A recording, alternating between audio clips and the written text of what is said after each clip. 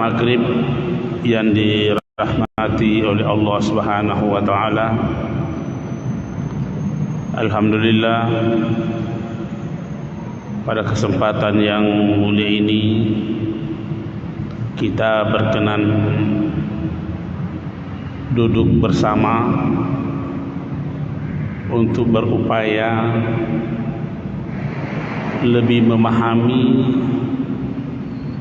daripada makna kehidupan kita.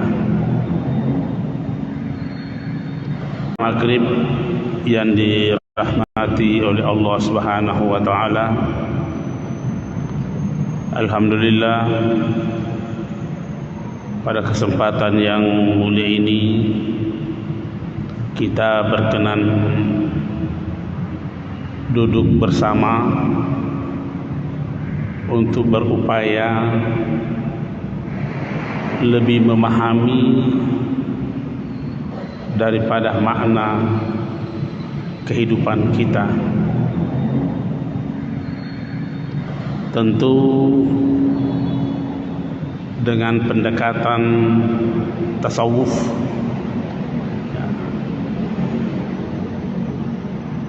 banyak orang berupaya memahami substansi kehidupan ini dengan berbagai macam pendekatan. Nah, di Masjid Raya ini kita ada pengajian tasawuf.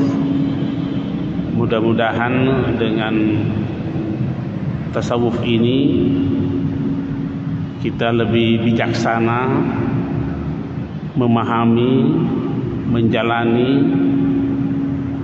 kehidupan kita di dunia ini. Insya Allah menyinggung beberapa bahagian daripada zikir itu, termasuk perintah dalam agama untuk melakukan zikir, baik itu di dalam Al-Quran maupun di dalam As-Sunnah.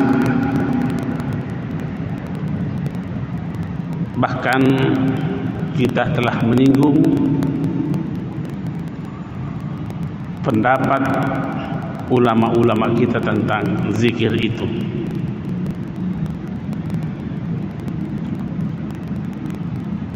Salah satu pendapat yang kita baca pertemuan kita yang lalu, yaitu pernyataan dari Al-Ustaz Abu Ali Ad-Daqqaq. Siapa itu Abu Ali Ad-Daqqaq? Abu Ali Ad-Daqqaq ini adalah guru daripada penulis kitab ini. Guru daripada penulis kitab ini. Kitab ini sudah 1007 tahun yang lalu ditulis. Ini kitab 1007 tahun. Tentu yang kita baca ini adalah cetakan baru, tidak mungkin mau baca cetakan pertamanya. Dan ini kitab ini dipakai di negara-negara Islam yang lainnya, kecuali di Mekah, di Saudi. Kenapa? Karena di sana berkembang paham Wahabi. Satu-satunya negara yang tidak membahas, mempelajari tasawuf adalah Saudi. Karena memang paham keagamaannya adalah aliran Wahabi.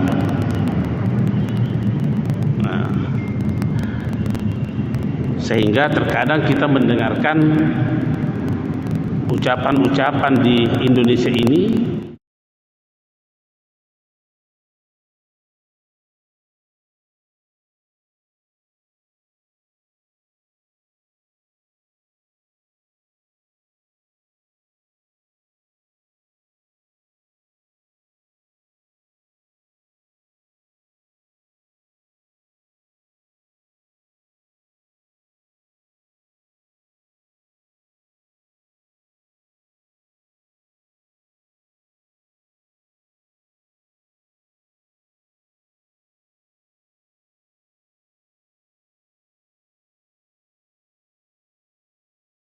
apa? Karena di sana berkembang paham Wahabi. Satu-satunya negara yang tidak membahas, mempelajari tasawuf adalah Saudi.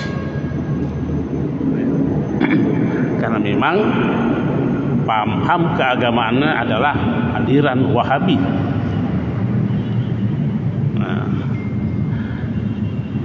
Sehingga terkadang kita mendengarkan ucapan-ucapan di Indonesia ini yang cenderung bahkan secara nyata-nyata menolak namanya tasawuf. Ya.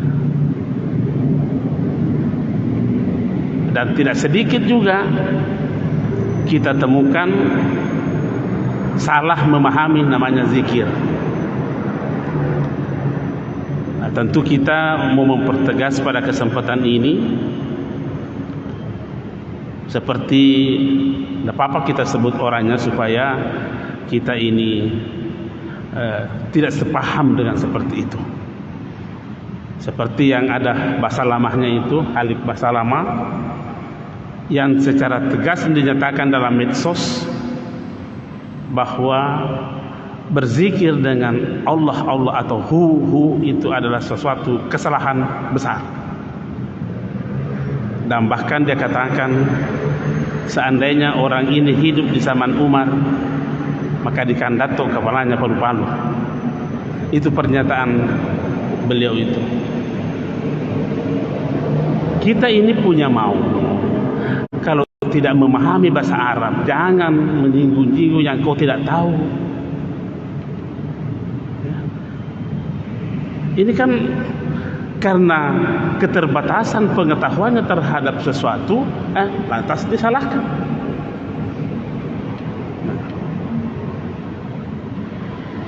Memang disebutkan di dalam hadis ini bukan pernyataan ulama, bahwa la taqumus sa'atu ala ahadin yaqulu Allah Allah Allah. Tidak akan terjadi kiamat kepada seseorang. Itu yaqul sifat daripada ahad. Jadi terjemahannya, tidak akan terjadi kiamat kepada seseorang yang berzikir dengan lafaz Allah Allah Allah. Ini hadis. Itu hadis ini diriwayatkan oleh Imam Muslim di bab Al-Iman halaman 234, dan juga dikeluarkan oleh Ahmad bin Hanbal dalam kitabnya jilid 3 halaman 162. Jelas tegas itu. Siapa itu Imam Muslim? Imam Muslim itu adalah salah seorang penulis hadis yang dikategorikan Al-Kutubus Sittah, penulis 6 kitab hadis. Ahmad bin Hanbal siapa itu? Termasuk juga beliau tercatat sebagai penulis hadis dari 6 kitab itu. Apakah kita mau membantahnya ini?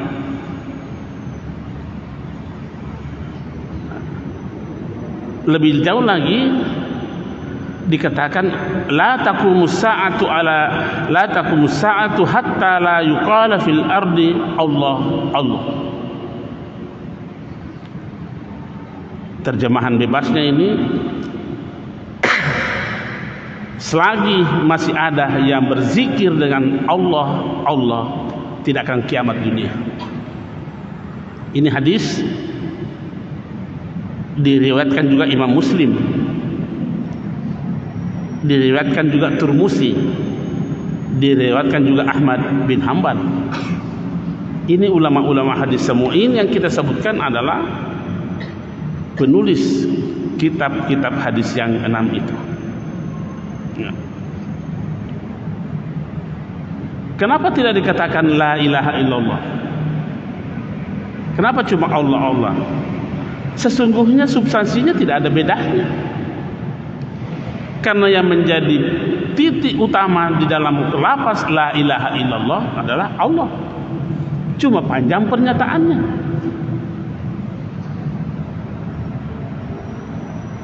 Dikasih pendek lagi kata illallah illallah. Apa substansinya di situ? Ya tetap Allah. Dikasih pendek lagi Allah Allah, ya siapa substansinya di situ? Ya Allah. Mau dikasih pendek lagi dengan hu, siapa substansinya di sini? Adalah Allah. Nah inilah yang disalahkan oleh Khalid Baslama karena dia tidak paham bahasa Arab. Itu huwa, itu hu asalnya dari domir huwa. Domir itu kata ganti nama. Jadi kalau dia, siapa yang dimasukkan dia di situ? Ya Allah. Itu terdiri dari dua bunyi, hu dan wa. Hu itulah yang bermakna kata ganti, yang bermakna dia. Wawunya itu menunjukkan jenisnya. Ada kalau bahasa Arab ada namanya jenis muzakkar, ada namanya jenis muannas. Kata ganti yang lain hiya. Haknya itu kata ganti, yahnya itu menunjukkan jenis muannas. Yang mana kita ganti? Hum. Apa artinya hum? Mereka. Haknya itu yang kata ganti, dia. Mimnya itu adalah menunjukkan jamak. Huma. Tetap yang menjadi kata ganti adalah hu, berarti hu tidak boleh hilang. Karena itulah yang menjadi kata ganti. Tentang tambahan-tambahan morfin sesudah itu menunjukkan imma menunjukkan jumlah, imma menunjukkan jenis, dan imma menunjukkan muzakkar dan muannas.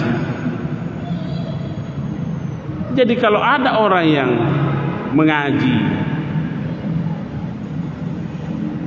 saat membaca la ilaha illa huwa berhenti di situ, boleh saja dia tidak sebutkan waw. La ilaha illahu. Siapa yang salahkan ini? Tidak ada yang bisa menyalahkan ini. Kalau ada yang menyalahkan ini artinya masih kurang ilmu tajwidnya. Jadi kalau ada yang menyalahkan zikir hu itu artinya belum memahami apa itu damir dalam bahasa Arab. Jadi jangan kita terlalu gampang menyalahkan orang yang kita tidak tahu. Sampai mengatakan kalau orang yang berzikir seperti ini, saya dengar itu di YouTube itu. Orang yang berzikir seperti ini di zaman Umar dikandaton kepalanya palu-palu. Tapi kita kan bisa berkata juga, seandainya orang yang melarang ini hidup di zaman Umar, dia yang dikandaton kepalanya palu-palu. Karena ini berani melarang yang dia tidak tahu. Tidak apa-apa kita sampaikan seperti itu untuk menjaga umat. Ya. Kasih alasan-alasan yang rasional. Nah, tadi kita katakan bahwa dan itu pertemuan kita lalu sudah kita memahami apa itu zikir. Sederhananya pengertian zikir itu adalah menjadikan Allah sebagai pusat kesadaran kita. Itu. menjadikan Allah sebagai pusat kesadaran kita. Artinya apa? Harus selalu ada terjadi transformasi kesadaran. Transformasi kesadaran. Kalau dikatakan zikir adalah sebagai proses menjadikan Allah sebagai pusat kesadaran, maka zikir dalam pengertian seperti ini tidak boleh dibatasi tempat, tidak boleh dibatasi waktu. Tidak boleh dibatasi tempat dan tidak boleh dibatasi waktu. Kenapa? Karena kesadaran kita ini kan selalu hadir dalam diri kita. Tapi mampukah menjadikan pusat kesadaran itu Allah? Apakah kita harus pusat kesadaran ini dibatasi dengan waktu? Oh, tidak boleh. Apakah harus dibatasi dengan tempat? Oh, tidak boleh.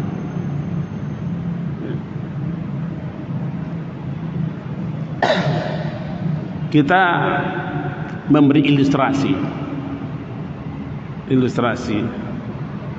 Saya kira kita belajar terhadap apa yang kita alami sendiri.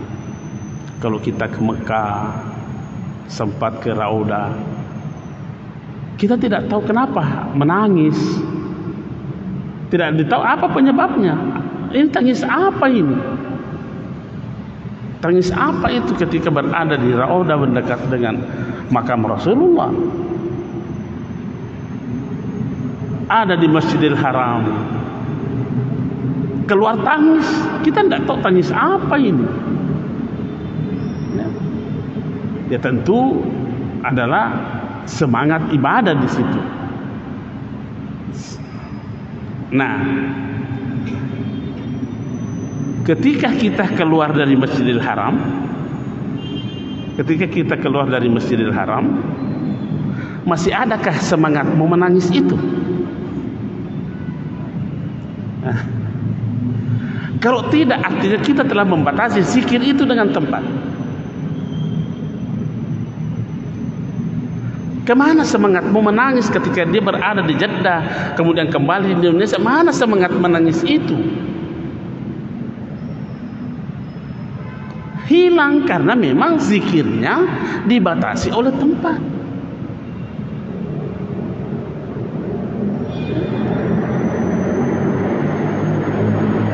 Ketika ia berada di dalam masjid seperti ini, wah, khusyuk. Setelah keluar dari masjid ini, mabung kira sih. Ini namanya zikirnya itu dibatasi tempat.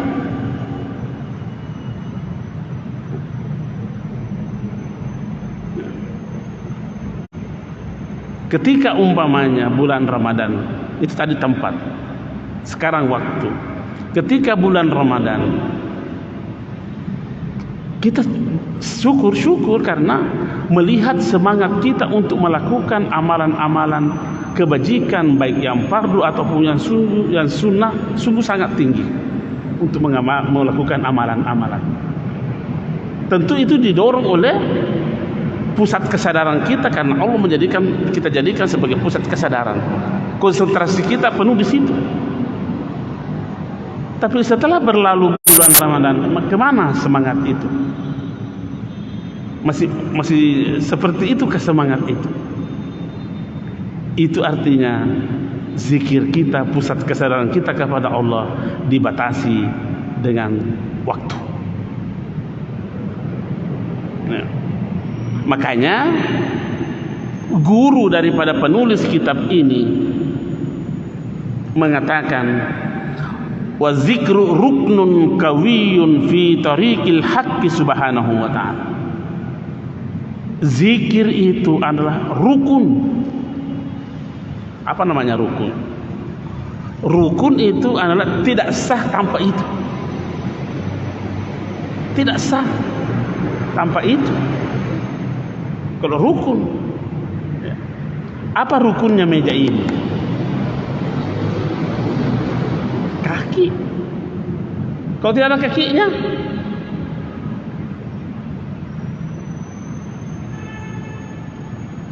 rukun. Dia katakan di situ, wa zikru ruknun kawiyun fi tariqil haq. Zikir atau adalah rukun yang kuat dalam menempuh perjalanan menuju kepada Allah Subhanahu wa taala. Jadi kalau tidak ada rukunnya,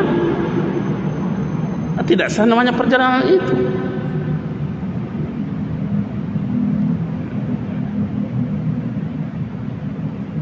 Bahkan dia berkata di sini, bal huwa al-umdatu fi hadzal tariq. Bahkan dia dalam menjadi penopang utama, al-umdah, pegang tiang yang utama dalam perjalanan itu. Baru dia katakan, wala yasilu ahadun ila Allah illa bidawamiz zikr. Tidak akan mungkin seseorang sampai kepada Allah kecuali dengan zikir yang kontinu. Artinya zikir yang tak terputus. Jangan diputus dengan tempat, jangan diputus dengan waktu. Tegas dinyatakan dalam kitab, wala yazilu ahadun ilallahi illa bidawamiz zikr.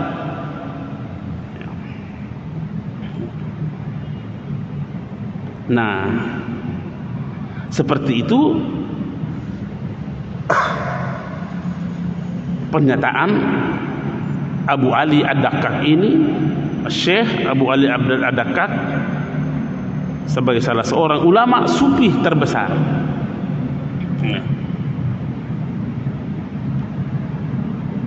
Nah, sekarang ini bagaimana model sampai kepada Allah itu?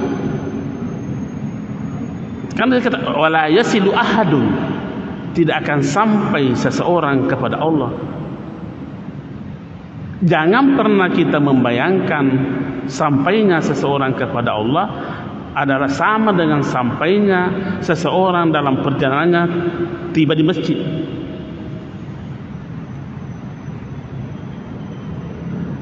Jangan juga pernah membayangkan yang namanya sampai ini kepada Allah adalah sama sampainya akal terhadap apa yang dia ketahui. Jangan juga pernah kita membayangkan sampainya kita kepada Allah sama sampainya perasaan kita kepada yang kita rasakan. Karena kalau seperti itu, apa bedanya kita dengan membuat Tuhan? Karena yang dibentuk oleh akal pikiran, yang dicapai oleh akal pikiran, yang dicapai oleh perasaan, yang dicapai oleh angan-angan adalah sesuatu.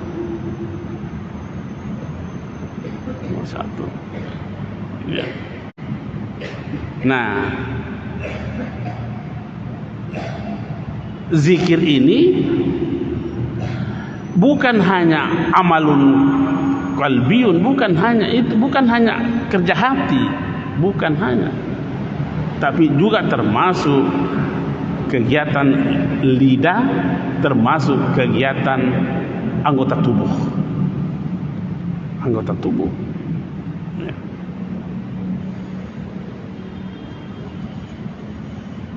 Apa itu zikir? Tadi kita telah katakan, tetapi dalam kitab ini salah seorang ulama ditanya tentang zikir. Wasu'ila al-Wasiti an zikri. Seorang ulama namanya al-Wasiti ditanya tentang zikir. Faqala, maka beliau mengatakan, al-khuruju min maidanil ghaflati ila qada'il musyahadah ala ghalbatil khawfi wa syiddatil hubbi lahu. Apa artinya itu? Al-khuruj min maidanil ghaflati, kita mampu melepaskan diri dari kelalaian. Kita mampu melepaskan diri dari kelalaian dalam penyaksian kita terhadap Allah Subhanahu wa taala.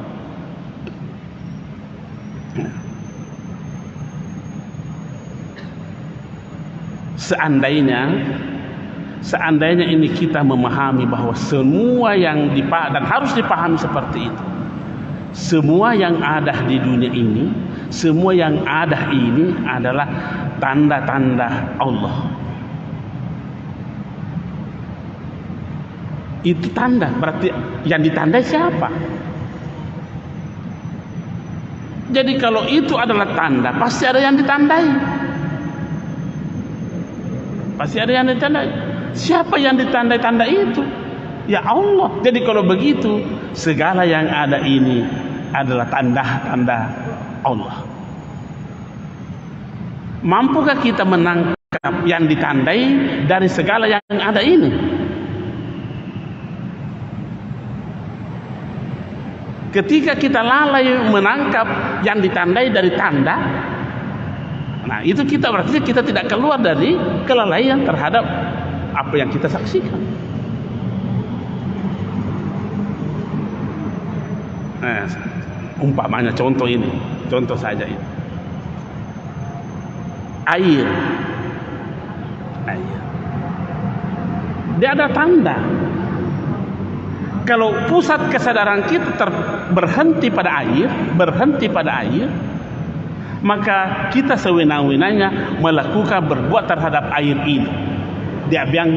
Dibuang kemana-mana karena cuma dilihat air. Karena yang kita lihat hanya tandanya, tapi kita tidak melihat apa yang dia tandai.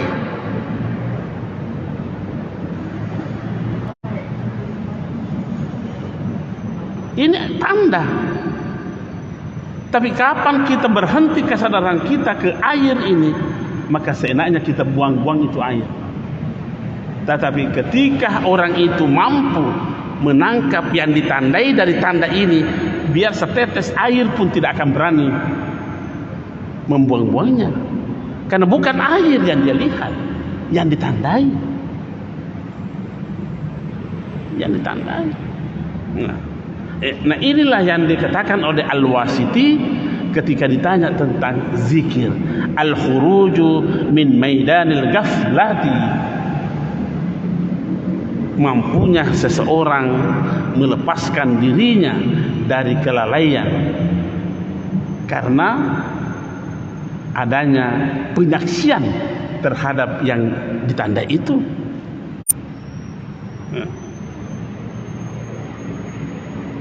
Nah, sejalan dengan itu dikatakan dalam kitab ini, man zakarallaha ta'ala zikran alal haqiqah,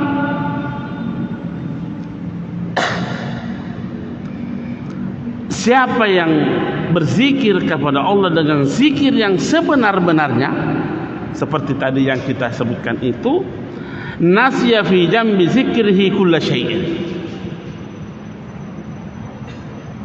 maka dia akan melupakan segala sesuatunya. Melupakan segala sesuatunya. Bukan berarti hilang dari pemahaman kita terhadap sesuatu itu. Seperti ini. Kembali lagi kita berikan contoh. Ini di air ini. Nasihat kita tidak berpikir terhadap air itu, sekalipun air itu di depan kita. Tapi yang menjadi pusat kesadaran kita adalah yang ditandai oleh air itu. Persis dengan malaikat dan iblis cara berpikirnya.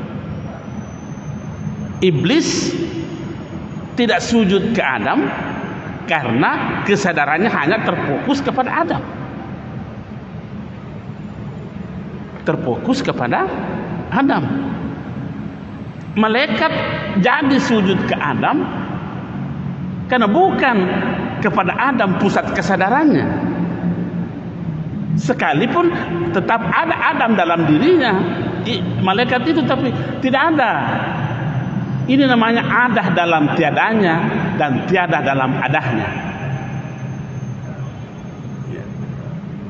Nah, ini orang yang tidak menekuni tasawuf kata ayah bicara perok sia-sia no, bid'ah sih ya.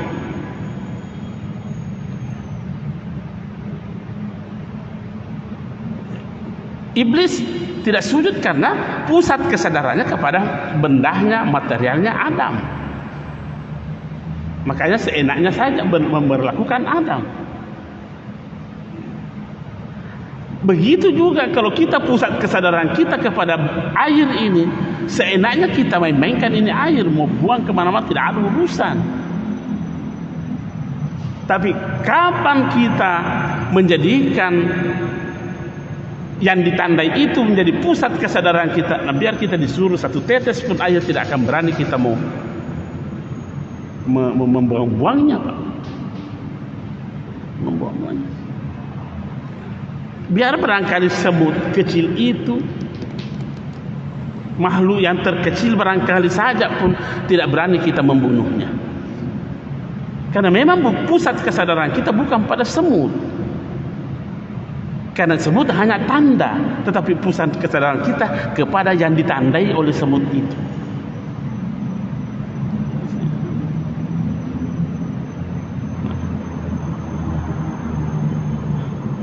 Jadi jangan semena-mena ada semut lewat, tapi cok si mati sih.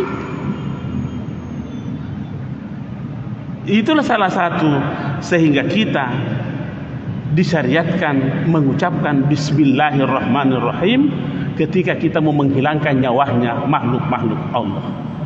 Binatang itu disembelih, Bismillahirrahmanirrahim. Kita minta izin kepada Allah. Jangan berbuat seenaknya.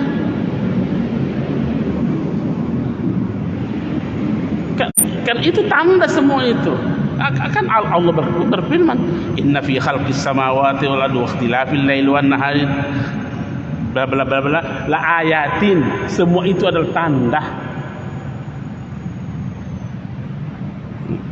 liqaumin yaqilun, bagi mereka yang mau menggunakan akalnya.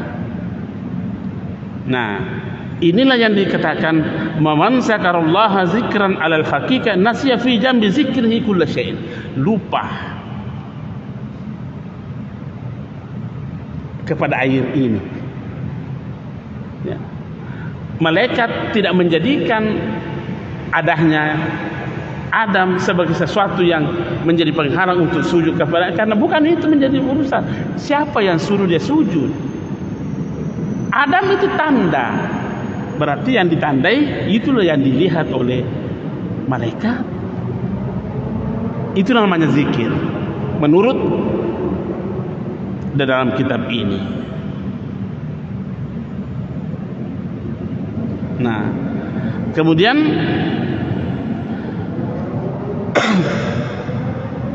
di dalam kitab ini disebutkan salah satu sabda Rasulullah sallallahu alaihi wasallam.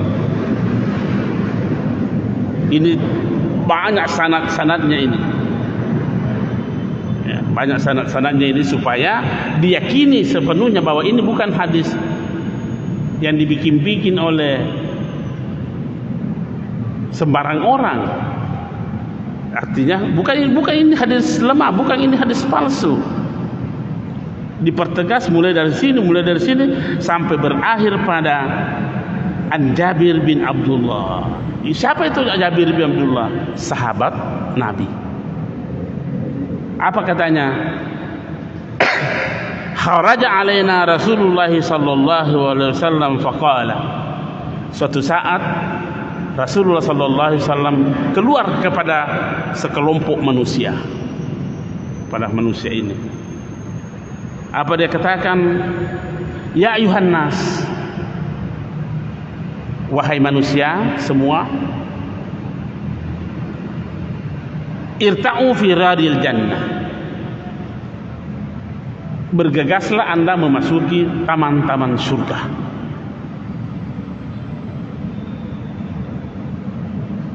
Fakulna, maka kami berkata, ya Rasulullah, ma riyadul jannah. Ya Rasulullah, apa itu taman surga? Qala, maka bersabdalah Rasulullah sallallahu alaihi wasallam, majalizuz zikr, majlis zikir. Apa namanya majlis?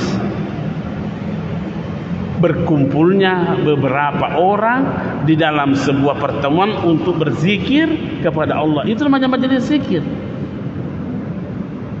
Apakah tidak cukup dalil ini yang membenarkan bahwa kita dibenarkan zikir berjamaah?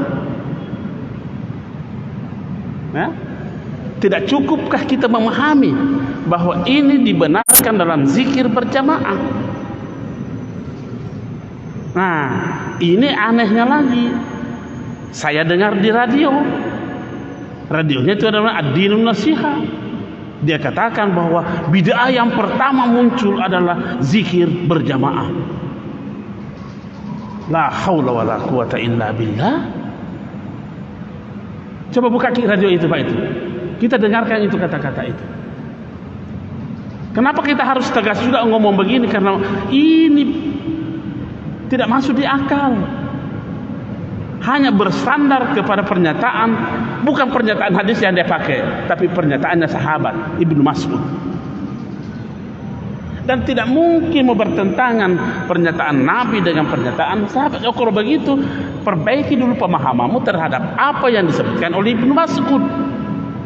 Jangan lantas dikatakan, jangan sepotong-potong membaca itu kita. Tegas itu di radio itu dikatakan, Pak. Bid'ah yang pertama muncul adalah zikir berjamaah. La haula wala.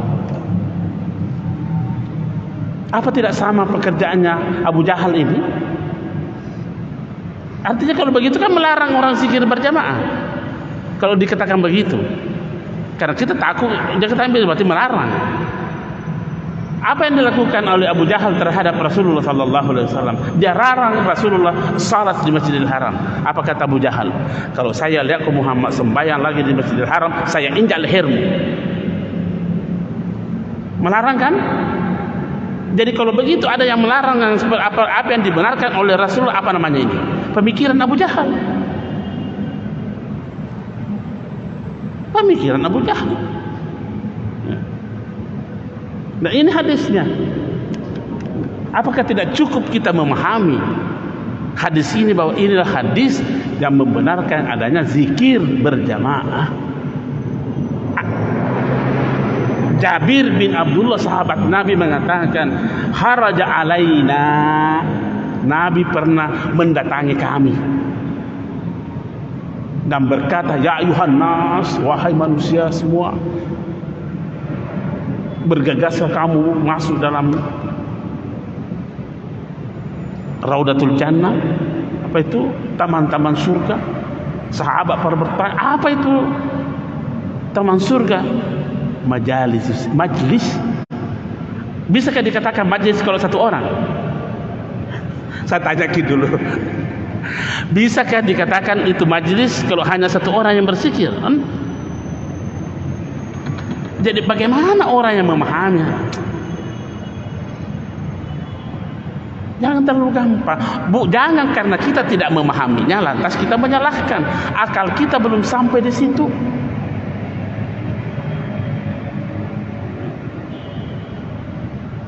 Maka kemudian langsung Nabi lagi berkatakan, waruhu, datangilah majelis zikir itu. Apa itu datangilah? Pergilah berjamaah di situ kan? Ya kalau berjamaah lawan daripada sendiri. Bagaimana? Bisakah dikatakan majelis zikir kalau satu orang? Saya dirikan sebuah majelis zikir. Siapa pesertanya? Saya sendiri. Majelis zikir apa itu? Tabe ini. Mari kita berpikir. Wah, saya mau dirikan majelis zikir. Dan saya sudah dirikan majelis zikir. Apa namanya? Majelis zikir ini. Berapa pesertanya? Saya sendiri. Oh, tidak bisa dikatakan majelis itu karena satu orang. Ya. Nabi mengatakan waruhu, ke sana kok. Ke sana maksudnya itu taman-taman surga itu. Waskuru, dan berzikirlah kamu di situ. Lantas dikatakan man kana yuhib an ya'lam manzilatahu indallahi falyanzur kaifa manzilatullahi indahu. Siapa yang ingin mengetahui bagaimana kedudukannya di sisi Allah,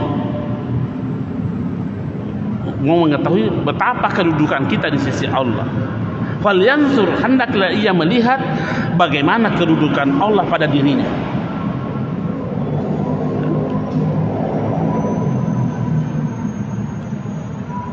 Saya ulangi ini. Nabi mengatakan, siapa yang ingin mengetahui bagaimana kedudukannya di sisi Tuhannya, di sisi Allah, maka hendaklah ia mengetahui bagaimana kedudukan Allah pada dirinya. Jadi kita sudah bisa ini menerka-nerka, oh saya seperti ini kedudukanku di sisi Allah. Karena begini kedudukan Allah pada diri saya.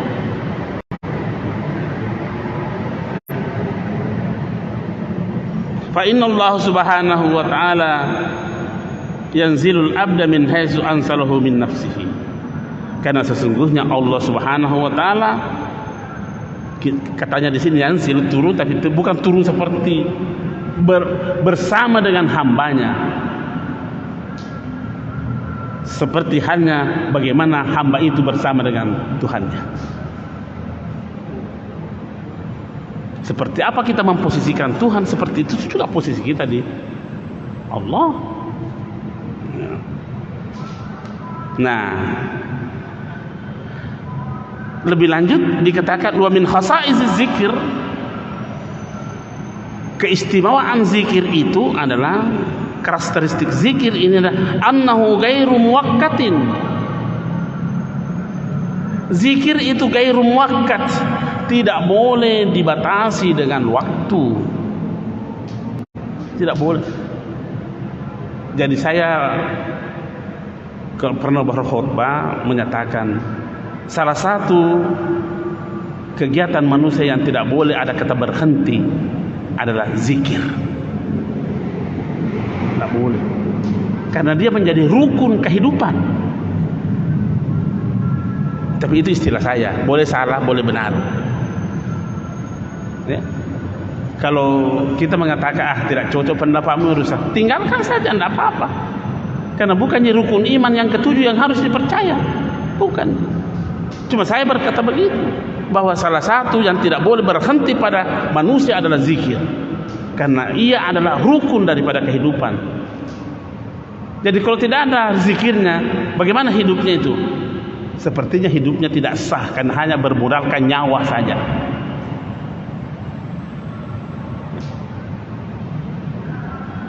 Hidup hanya modalnya nyawa, modalnya roh. Semua bisa seperti itu. Kafir juga bisa hidup, binatang juga bisa. Tapi itu pernyataan pribadi saya, boleh diikuti, boleh tidak. Jadi annahu ghairu muwakkatin, zikir itu tidak terbatas dengan waktu. Bal ma min waqtin min al-awqati illa wal 'abdu ma'murun bi zikrillah. Tidak ada apa istilahnya kalau jarak waktu yang sesederhana, tidak ada pun spasi waktu yang dilewati oleh manusia yang harus lepas daripada zikir.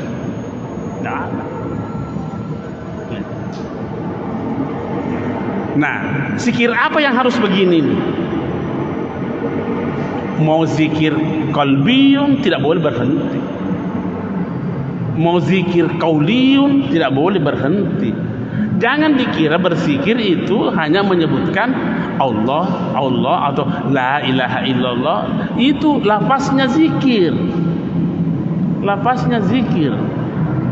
Ketika kita berbicara dan tetap menjadikan Allah sebagai pusat kesadaran kita dalam berbicara itu, maka itu zikir. Kan itu zikir. Jadi hati tidak boleh berhenti berzikir, pembicaraan tidak boleh berhenti berzikir, bergerak pun tidak boleh berhenti berzikir. Tidak boleh berhenti. Selama gerakan kita itu dimotivasi dengan sebuah kesadaran bahwa pusat kesadaran kita adalah Allah Subhanahu wa taala, maka gerakan itu adalah gerakan zikir. Zikir. Di sini ma min waqtin minal awqati illa wal 'abdu ma'murun bi zikrillah. Imma fardan, boleh saja itu sudah difardukan, wa imma nadaban, boleh sunnah. Baru penulis kitab ini memberi satu contoh salat, tapi dilihat dari segi ini, dilihat dari segi gerakannya. Jangan, bukan dilihat dari rohnya, tapi dilihat dari gerakannya. Salat itu dengan yang dimulai dengan takbir, diakhiri dengan salam, itu ada waktunya. Ada waktunya. Ya, kan ada waktunya itu. Tapi zikir yang tadi kita sebut, tidak ada waktu, tidak ada waktunya. Ya. Puasa dilihat dari segi pelaksanaannya, yang menahan minum, makan dan segala yang membatalkannya, mulai dari terbitnya fajar sampai terbenamnya matahari, ada waktunya. Tapi zikir yang kita maksudkan tadi itu tidak boleh dibatasi dengan waktu. Maka katakan di sini, wa zikru bil qalbi mustadamun fi umumil halat.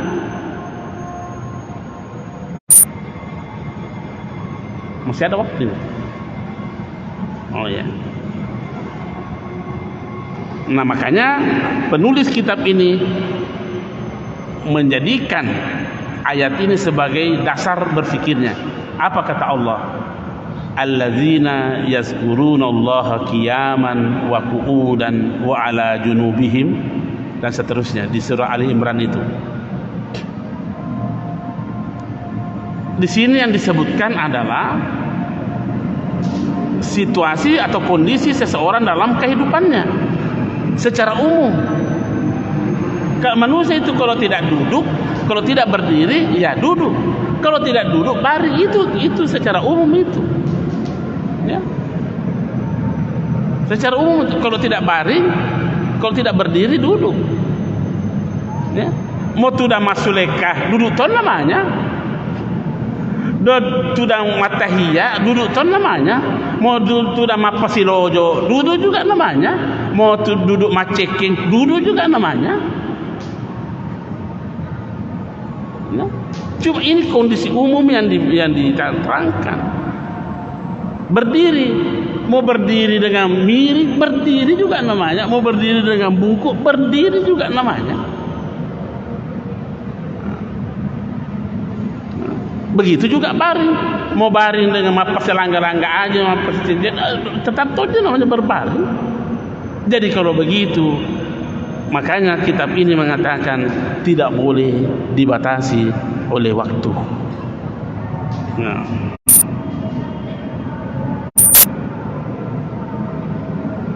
Nah, setelah itu penulis kitab ini menyebutkan lagi salah satu khasaisnya, karakteristiknya zikir itu. Wa min khasais zikir, antara lain khasais zikir itu annahu ja'ala fi muqabalatihi az-zikr. Zikir itu dibalas dengan zikir. Ayatnya apa? Fazkuruni azkurukum. Cuma terjemahannya ini saya tidak sependapat, karena mereka menerjemahkan begini, cara menerjemahkannya, berzikirlah kepadaku, niscaya aku akan berzikir kepadamu. Saya tidak mau terjemahkan seperti itu. Kenapa? Karena kita yang membatasi zikirnya Allah. Sepertinya berzikirlah kepadaku, niscaya aku akan berzikir kepadamu. Berarti kita beri syarat Allah. Allah punya syarat berzikir kepada kita kalau kita berzikir kepadanya. Oh, tidak begitu menurut saya. Tapi saya mau terjemahkan begini. Jangan pernah berhenti berzikir supaya kau merasakan nikmatnya zikirnya Allah kepadamu. Saya mau terjemahkan begitu. Karena kalau saya kasih syarat kepada Allah, wah, bertentangan dengan akidah saya. Atau saya mau terjemahkan begini, kalau mau merasakan bagaimana nikmat zikirnya Allah kepadamu, maka jangan pernah berhenti berzikir. Nah, aman akidah kita kalau begitu. Memang struktur kalimat ayat ini seperti itu terjemahan, tapi kita kan harus menghindar dari terjemahan. Terjemahan itu tidak boleh diperpegangi, kan terkadang meninggalkan semangat dari lafaz yang diterjemahkan. Terjemahan itu kadang meninggalkan semangat bahasa yang diterjemahkan. Kira-kira bagaimana pendapat kalau berzikirlah kepada aku, niscaya aku akan berzikir kepada aku. Datang, kalau umpamanya datanglah ke rumahku, niscaya saya akan datang ke rumahmu. Jadi nanti orang itu mau datang ke rumah, kamu datang ke rumahnya. Pernahkah Allah lalai terhadap hambanya? Pernahkah? Tidak pernah. Oh, jadi kalau begitu jangan membuat kita lalai kepada Allah. Allah tidak pernah lalai. Jadi kita ini mau merasakan nikmatnya zikirnya Allah, maka jangan pernah berhenti berzikir. Sekian dan terima kasih. Wassalamualaikum warahmatullahi wabarakatuh. Ini masih panjang bab zikir ini. Maghrib yang dirahmati oleh Allah Subhanahu wa taala. Alhamdulillah, pada kesempatan yang mulia ini kita berkenan duduk bersama untuk berupaya lebih memahami daripada makna kehidupan kita. Tentu dengan pendekatan tasawuf,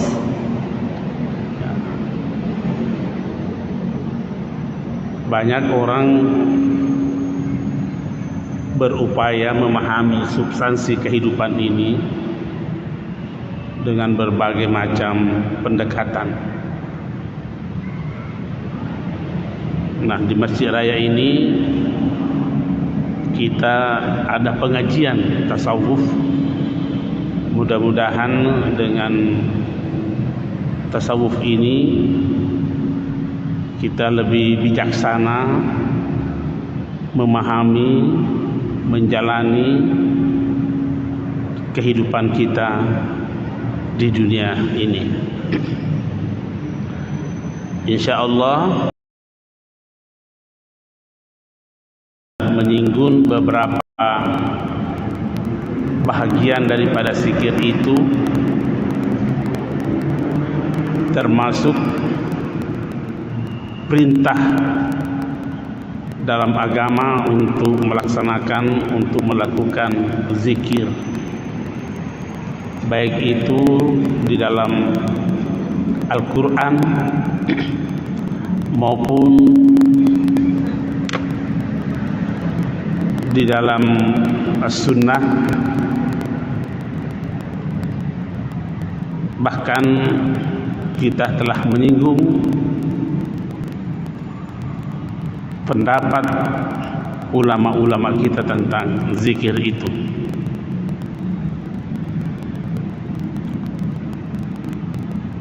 Salah satu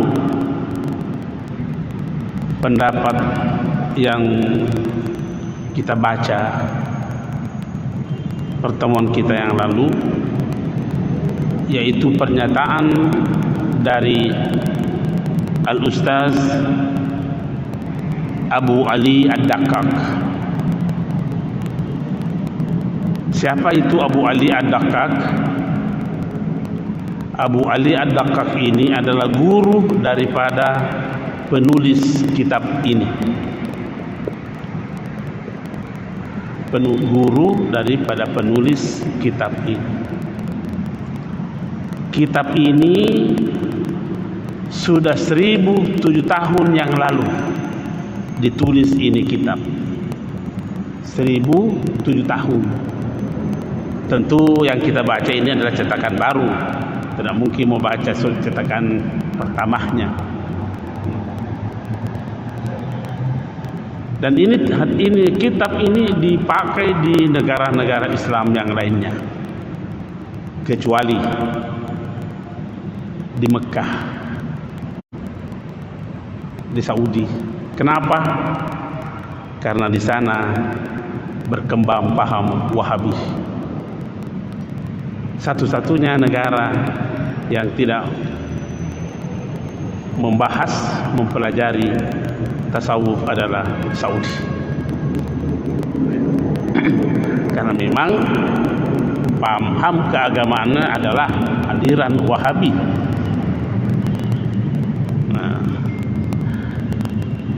Sehingga terkadang kita mendengarkan ucapan-ucapan di Indonesia ini yang cenderung bahkan secara nyata-nyata menolak namanya tasawuf. Ya. Dan tidak sedikit juga kita temukan salah memahami namanya zikir. Nah, tentu kita mau mempertegas pada kesempatan ini, seperti tidak apa-apa kita sebut orangnya supaya kita ini tidak sepaham dengan seperti itu. Seperti yang ada bahasa lamanya itu, Halif bahasa lama, yang secara tegas dinyatakan dalam medsos bahwa berzikir dengan Allah atau hu itu adalah sesuatu kesalahan besar. Dan bahkan dia katakan, seandainya orang ini hidup di zaman Umar, maka dikandato kepalanya palu-palu. Itu pernyataan beliau itu. Kita ini punya mau, kalau tidak memahami bahasa Arab, jangan menyinggung-nyinggung yang kau tidak tahu. Ini kan karena keterbatasan pengetahuannya terhadap sesuatu, lantas disalahkan.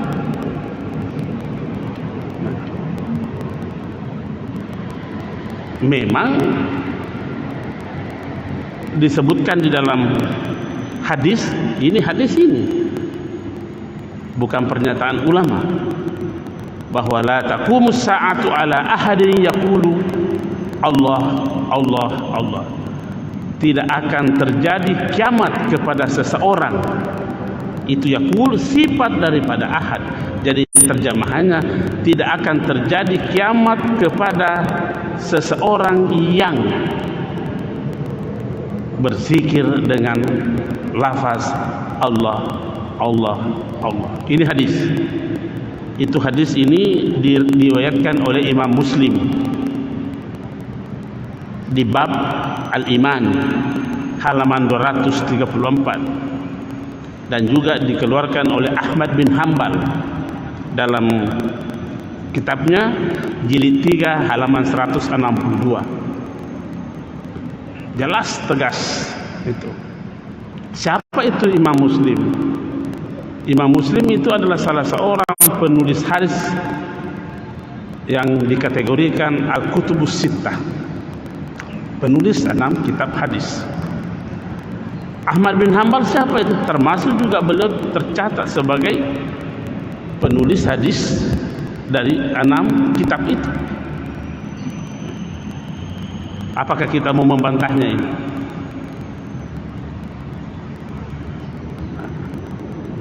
Lebih jauh lagi dikatakan la taqumus sa'atu hatta la yuqala fil ardi Allah. Terjemahan bebasnya ini, selagi masih ada yang berzikir dengan Allah, tidak akan kiamat dunia. Ini hadis diriwayatkan juga Imam Muslim diriwayatkan juga Turmusi, diriwayatkan juga Ahmad bin Hanbal. Ini ulama-ulama hadis semua ini yang kita sebutkan adalah penulis kitab-kitab hadis yang 6 itu. Ya. Kenapa tidak dikatakan la ilaha illallah? Kenapa cuma Allah Allah? Sesungguhnya substansinya tidak ada bedanya. Karena yang menjadi titik utama di dalam lafaz la ilaha illallah adalah Allah. Cuma panjang pernyataannya.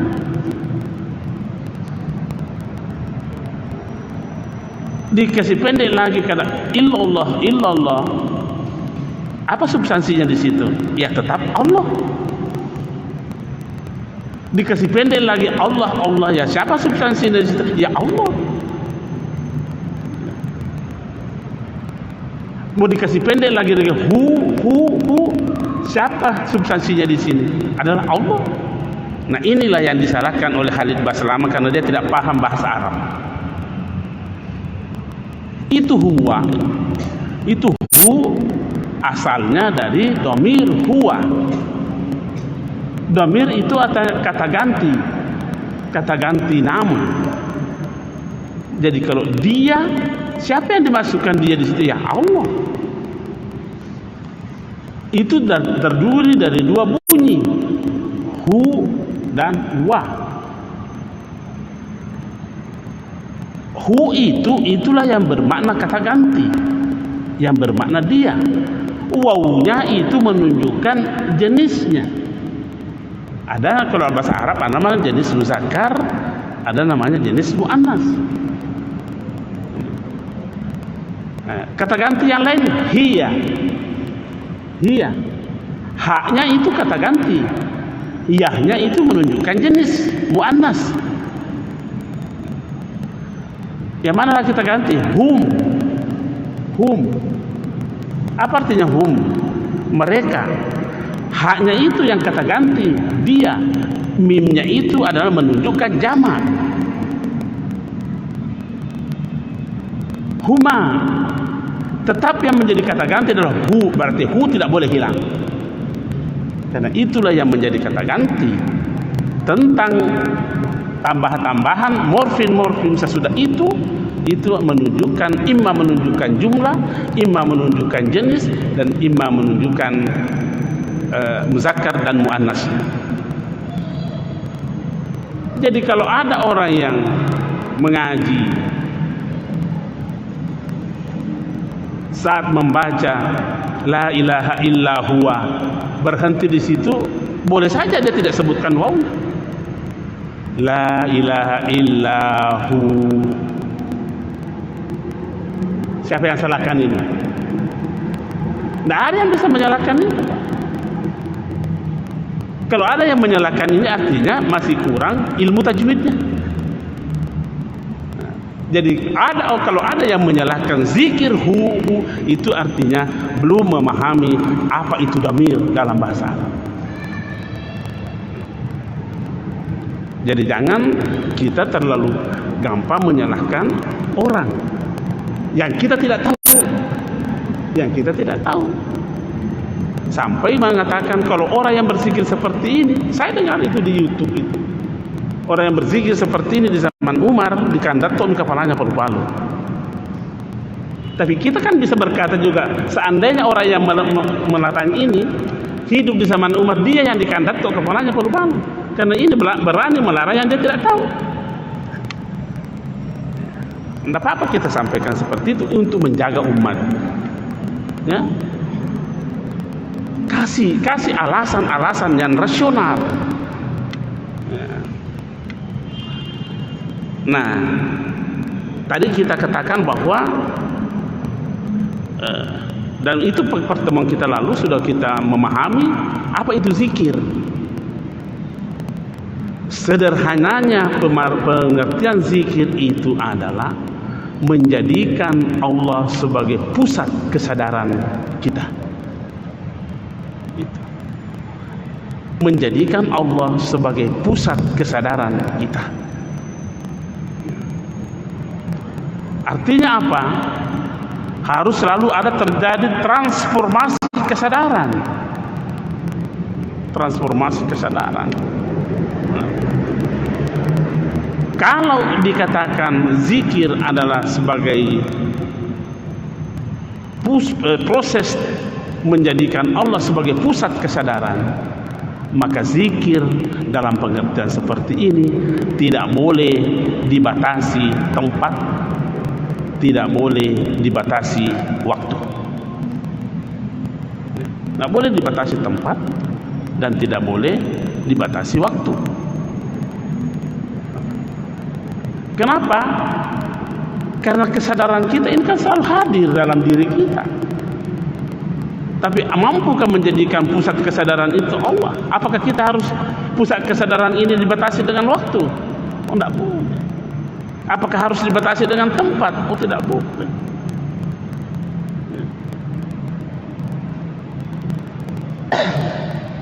Kita memberi ilustrasi.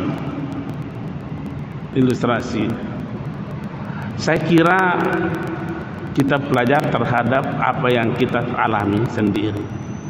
Kalau kita ke Mekah, sempat ke Raudah, kita tidak tahu kenapa menangis, tidak tahu apa penyebabnya. Ini tangis apa ini?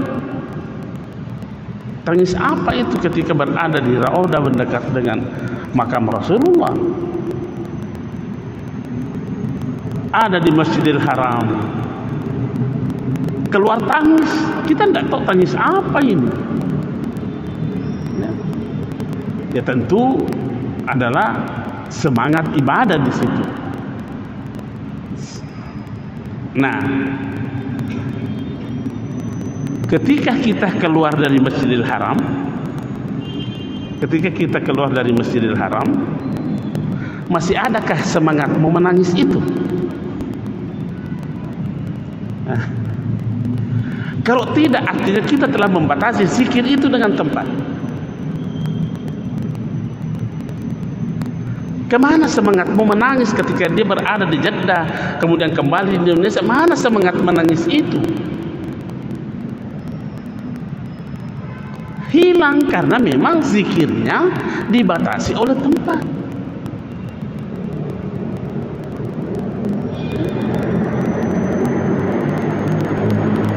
Ketika ia berada di dalam masjid seperti ini, wah, khusyuk. Setelah keluar dari masjid ini, mabung kilas sih. Ini namanya zikirnya itu dibatasi tempat.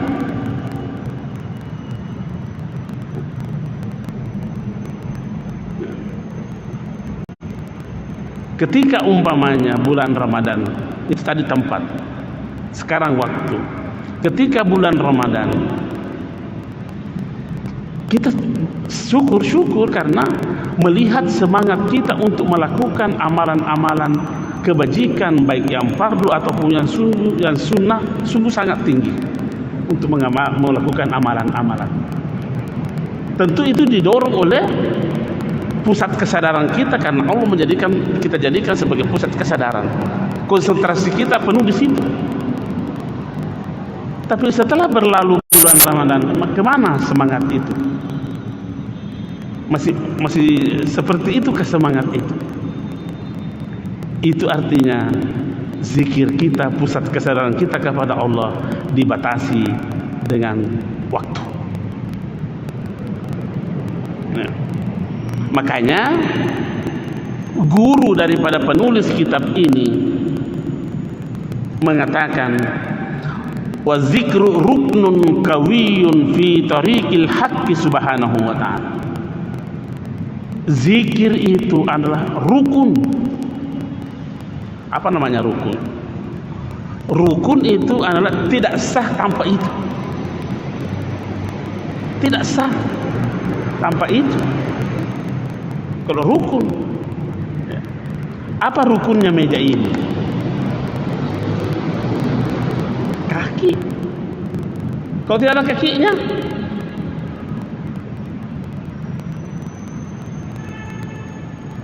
rukun. Dia katakan di situ, wa zikru ruknun qawiyun fi tariqil haqq. Zikir itu adalah rukun yang kuat dalam menempuh perjalanan menuju kepada Allah Subhanahu wa taala. Jadi kalau tidak ada rukunnya, tidak sah namanya perjalanan itu.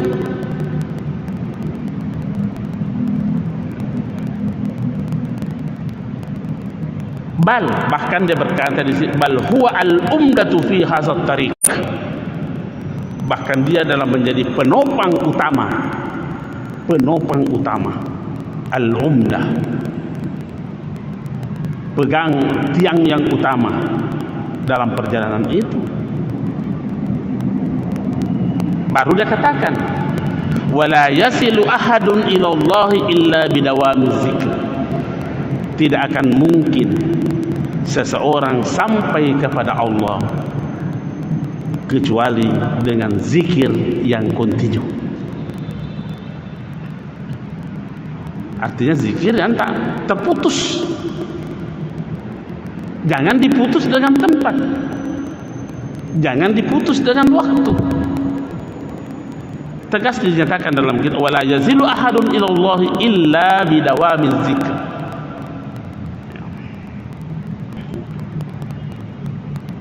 Nah, seperti itu pernyataan Abu Ali Ad-Daqqaq ini, Syekh Abu Ali Ad-Daqqaq, sebagai salah seorang ulama sufi terbesar.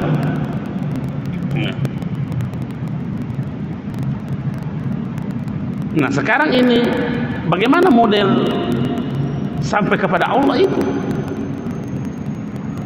Karena dia kata, wala yasilu ahadun, tidak akan sampai seseorang kepada Allah.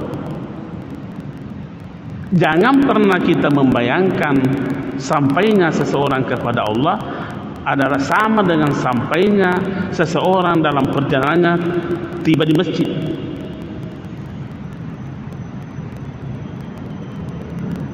Jangan juga pernah membayangkan yang namanya sampai ini kepada Allah adalah sama sampainya akal terhadap apa yang dia ketahui. Jangan juga pernah kita membayangkan sampainya kita kepada Allah sama sampainya perasaan kita kepada yang kita rasakan. Karena kalau seperti itu, apa bedanya kita dengan membuat Tuhan?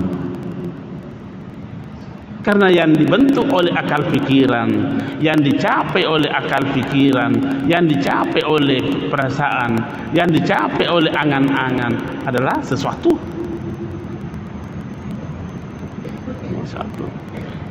Ya. Nah, zikir ini bukan hanya amalun qalbiyun, bukan hanya itu, bukan hanya kerja hati, bukan hanya, tapi juga termasuk kegiatan lidah, termasuk kegiatan anggota tubuh. Ya.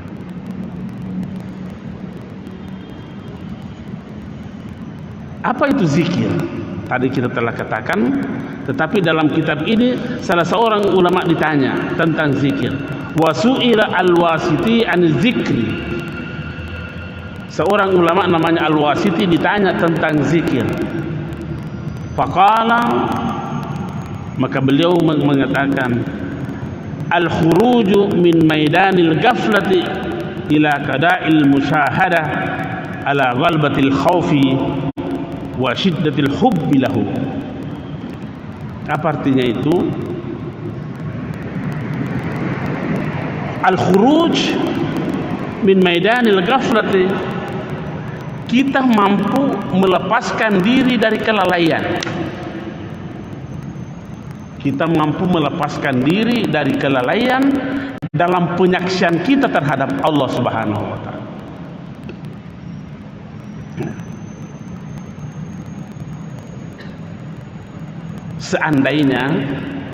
seandainya ini kita memahami bahwa semua yang dan harus dipahami seperti itu, semua yang ada di dunia ini, semua yang ada ini adalah tanda-tanda Allah.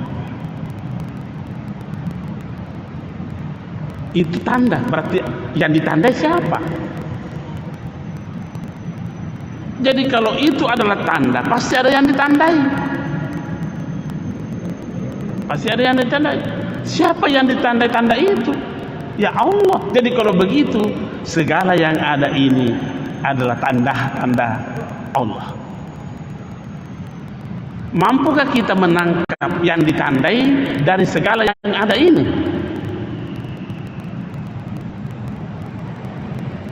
Ketika kita lalai menangkap yang ditandai dari tanda, nah itu kita berarti kita tidak keluar dari kelalaian terhadap apa yang kita saksikan.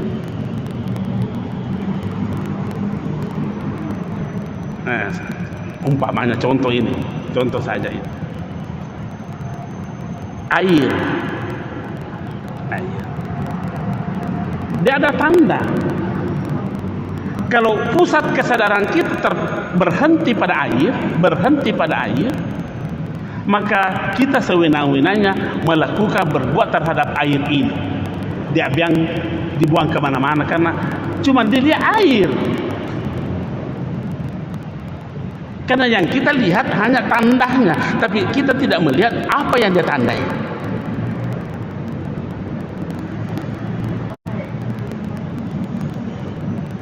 Ini tanda. Tapi kapan kita berhenti kesadaran kita ke air ini, maka seenaknya kita buang-buang itu air. Tetapi ketika orang itu mampu menangkap yang ditandai dari tanda ini, biar setetes air pun tidak akan berani membuang-buangnya. Karena bukan air yang dia lihat, yang ditandai. Yang ditandai. Nah inilah yang dikatakan oleh Al-Wasiti ketika ditanya tentang zikir, al-khuruju min maidanil ghaflati,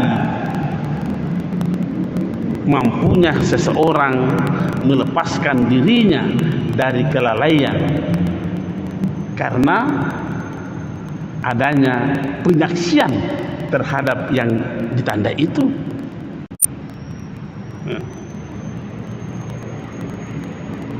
Nah, sejalan dengan itu dikatakan dalam kitab ini, man zakarallaha ta'ala zikran alal haqiqah,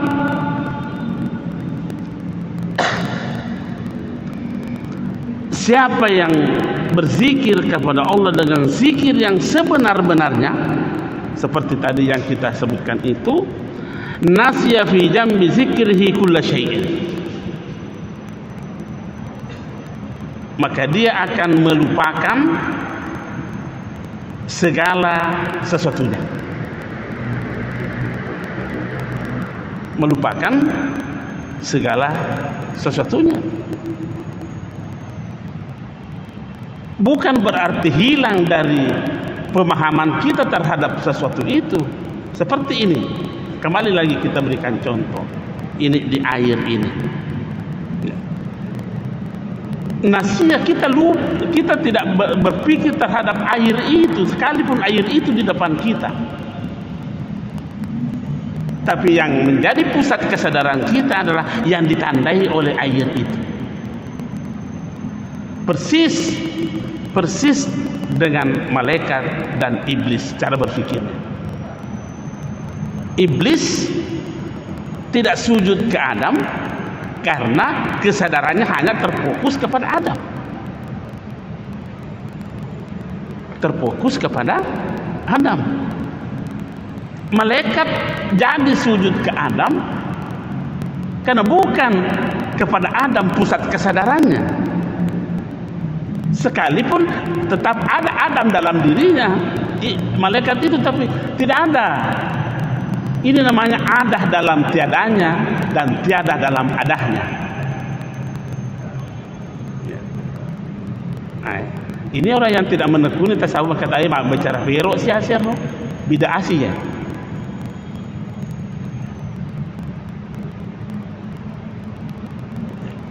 Iblis tidak sujud karena pusat kesadarannya kepada bendahnya, materialnya Adam. Makanya seenaknya saja memperlakukan Adam. Begitu juga kalau kita pusat kesadaran kita kepada air ini, seenaknya kita main-mainkan ini air, mau buang kemana-mana tidak ada urusan. Tapi kapan kita menjadikan yang ditandai itu menjadi pusat kesadaran kita, nah biar kita disuruh satu tetes pun air tidak akan berani kita mau membuang-buangnya, Pak. Membuang-buangnya. Biar barangkali semut kecil itu, makhluk yang terkecil barangkali saja pun tidak berani kita membunuhnya. Karena memang pusat kesadaran kita bukan pada semut. Karena semut hanya tanda, tetapi pusat kesadaran kita kepada yang ditandai oleh semut itu.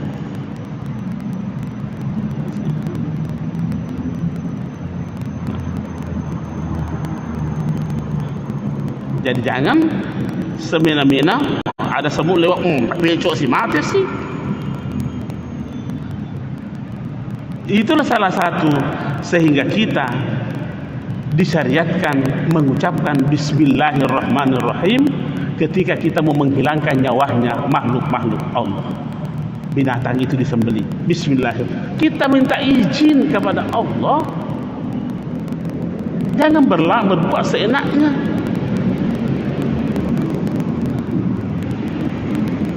Kan itu tanda semua itu. Akan Allah berfirman, inna fi khalqis samawati wal ardi wa ikhtilafil laili wan nahari bla bla bla bla la ayatin. Semua itu adalah tanda. Liqaumin yaqilun, bagi mereka yang mau menggunakan akalnya. Nah, inilah yang dikatakan man zakarallaha zikran alal haqiqah nasiya fi jambi zikrihi kulla syai'in. Lupa kepada air ini. Ya. Malaikat tidak menjadikan adanya Adam sebagai sesuatu yang menjadi penghalang untuk sujud kepada, karena bukan itu menjadi urusan. Siapa yang suruh dia sujud? Adam itu tanda. Berarti yang ditandai itulah yang dilihat oleh malaikat. Itu namanya zikir menurut dalam kitab ini. Nah, kemudian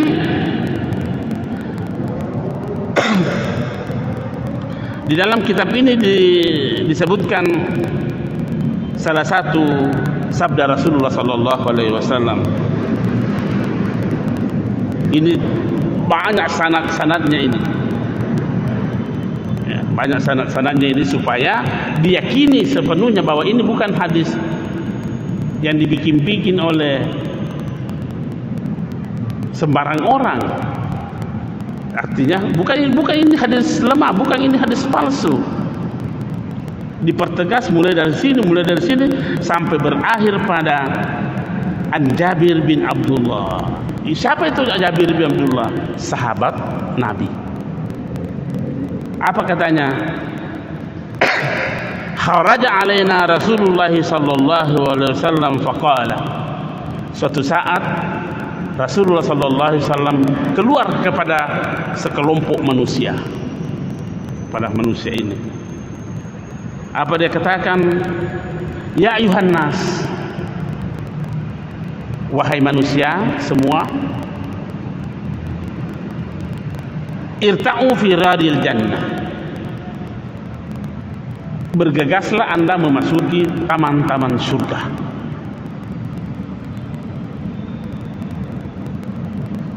Fakulna, maka kami berkata, ya Rasulullah, ma riyadul jannah. Ya Rasulullah, apa itu taman surga? Qala, maka bersabdalah Rasulullah sallallahu alaihi wasallam, majalizul zikr, majlis zikir. Apa namanya majlis? berkumpulnya beberapa orang di dalam sebuah pertemuan untuk berzikir kepada Allah. Itu namanya majelis zikir. Apakah tidak cukup dalil ini yang membenarkan bahwa kita dibenarkan zikir berjamaah? Nah, tidak cukupkah kita memahami bahwa ini dibenarkan dalam zikir berjamaah? Nah, ini anehnya lagi. Saya dengar di radio. Radionya itu adalah Ad-Dinun Nasiha. Dia katakan bahwa bid'ah yang pertama muncul adalah zikir berjamaah. La haula wala quwata illa billah. Coba buka radio itu Pak itu. Kita dengarkan itu kata-kata itu. Kenapa kita harus tegas juga ngomong begini? Karena ini tidak masuk di akal. Hanya bersandar kepada pernyataan, bukan pernyataan hadis yang dia pakai, tapi pernyataannya sahabat Ibnu Mas'ud. Dan tidak mungkin mau bertentangan pernyataan Nabi dengan pernyataan sahabat. Kalau begitu, perbaiki dulu pemahamanmu terhadap apa yang disebutkan oleh Ibnu Mas'ud. Jangan lantas dikatakan, jangan sepotong-potong membaca itu kitab. Tegas itu di radio itu dikatakan, Pak, bid'ah yang pertama muncul adalah zikir berjamaah. La haula wala. Apa tidak sama pekerjaannya Abu Jahal ini? Artinya kalau begitu kan melarang orang zikir berjamaah. Kalau dikatakan begitu, karena kita takut, dia katakan berarti melarang. Apa yang dilakukan oleh Abu Jahal terhadap Rasulullah sallallahu alaihi wasallam? Dia larang Rasulullah salat di Masjidil Haram. Apa kata Abu Jahal? Kalau saya lihat ke Muhammad sembahyang lagi di Masjidil Haram, saya injak lehermu. Melarang kan? Jadi kalau begitu ada yang melarang yang apa yang dibenarkan oleh Rasulullah, apa namanya ini? Pemikiran Abu Jahal. Pemikiran Abu Jahal. Nah, ini hadisnya. Apakah tidak cukup kita memahami hadis ini bahwa inilah hadis yang membenarkan adanya zikir berjamaah? Jabir bin Abdullah sahabat Nabi mengatakan, haraja alaina, Nabi pernah mendatangi kami dan berkata, ya ayuhan nas, wahai manusia semua, bergegaslah kamu masuk dalam Raudatul Jannah. Apa itu? Taman-taman surga. Sahabat pada bertanya, apa itu taman surga? Majlis. Bisakah dikatakan majlis kalau satu orang? Saya tanya dulu. Bisakah dikatakan itu majlis kalau hanya satu orang yang berzikir? Jadi bagaimana orang yang memahaminya? Jangan terlalu gampang. Jangan karena kita tidak memahaminya lantas kita menyalahkan. Akal kita belum sampai di situ.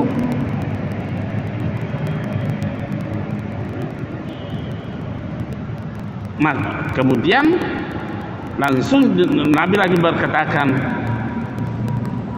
waruhu, datangilah majelis-majelis zikir itu. Apa itu datangilah? Pergilah berjamaah di situ kan? Ya kalau berjamaah lawan daripada sendiri. Bagaimana? Bisakah dikatakan majelis zikir kalau satu orang? Saya dirikan sebuah majelis zikir. Siapa pesertanya? Saya sendiri. Majelis zikir apa itu? Tabe ini, mari kita berpikir. Wah, saya mau dirikan majelis zikir. Dan saya sudah dirikan majelis zikir. Apa namanya? Majelis zikir ini. Berapa pesertanya? Saya sendiri.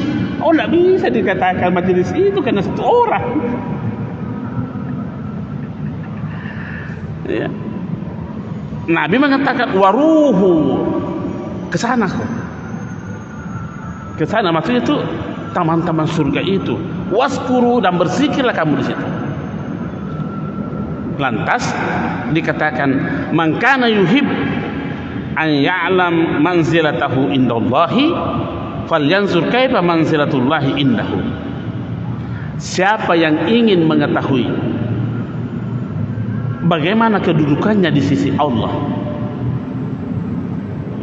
mau mengetahui betapa kedudukan kita di sisi Allah, falyanzur, hendaklah ia melihat bagaimana kedudukan Allah pada dirinya.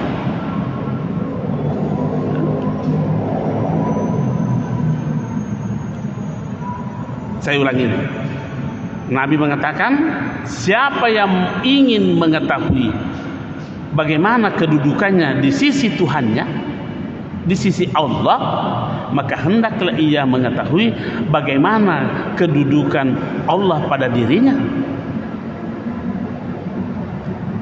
Jadi kita sudah bisa ini menerka-nerka, kalau saya seperti ini kedudukanku di sisi Allah, karena begini kedudukan Allah pada diri saya.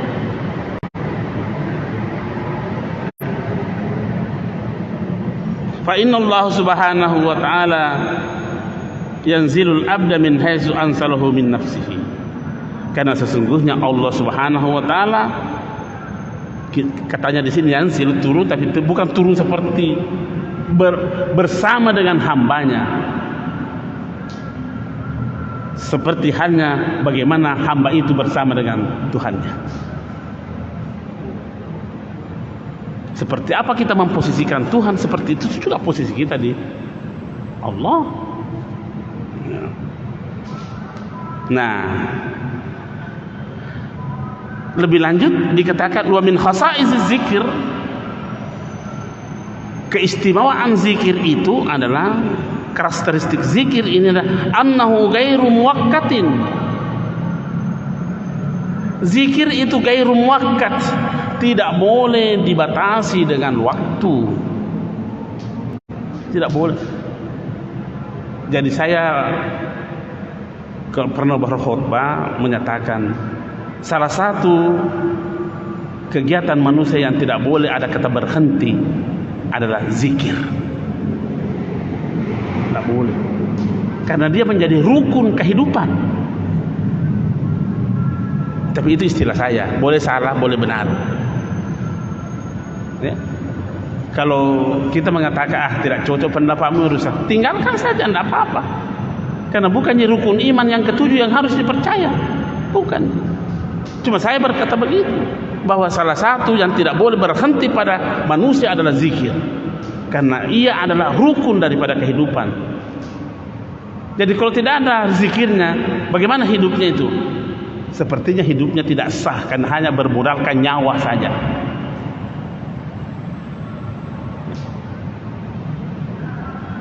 Hidup hanya modalnya nyawa, modalnya roh. Semua bisa seperti itu. Kafir juga bisa hidup, binatang juga bisa. Tapi itu pernyataan pribadi saya, boleh diikuti, boleh tidak. Jadi annahu ghairu muwakkatin, zikir itu tidak terbatas dengan waktu. Bal ma min waqtin minal awqati illa wal abdu ma'murun bi zikrillah. Tidak ada apa istilahnya kalau jarak waktu yang sesederhana, tidak ada pun spasi waktu yang dilewati oleh manusia yang harus lepas daripada zikir.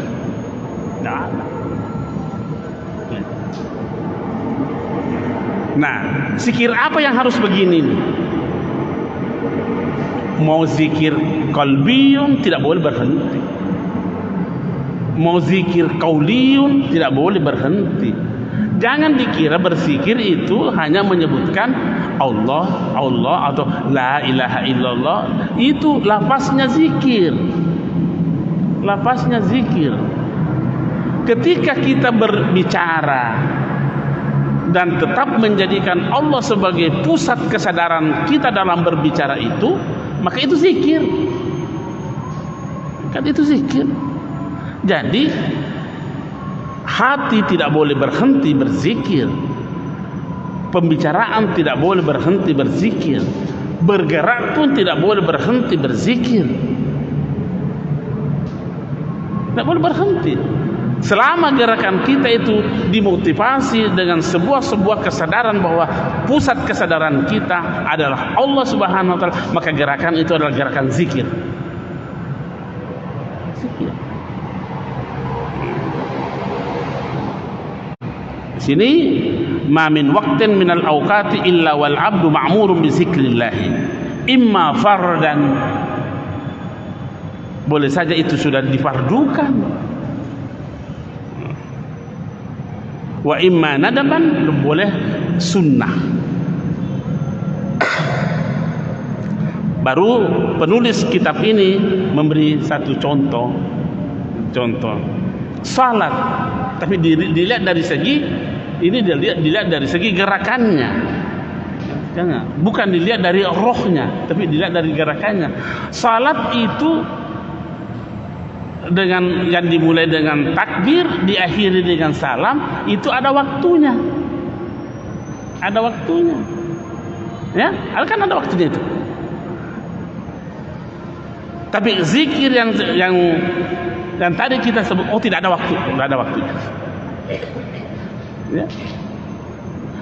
Puasa dilihat dari segi pelaksanaannya, yang menahan minum, makan dan segala yang membatalkannya, mulai dari terbitnya fajar sampai terbenamnya matahari, ada waktunya. Tapi zikir yang kita maksudkan tadi itu tidak boleh dibatasi dengan waktu. Maka katakan di sini, wa zikru bil qalbi mustadamun fi umumil halat.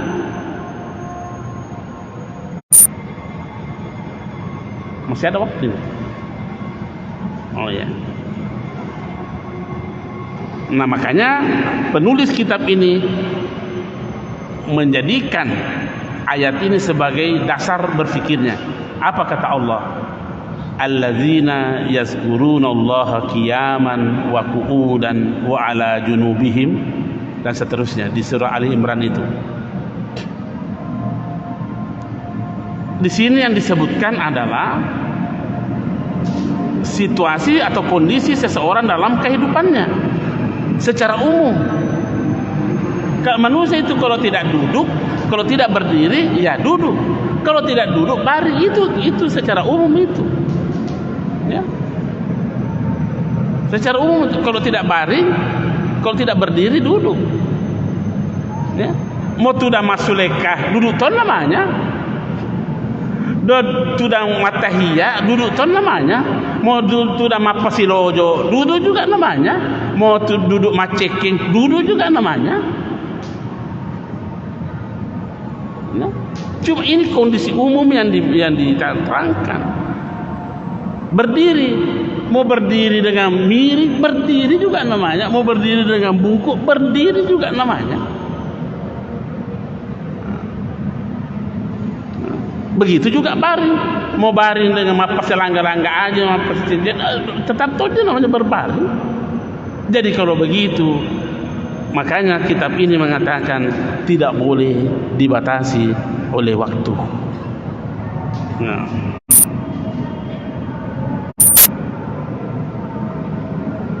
Nah,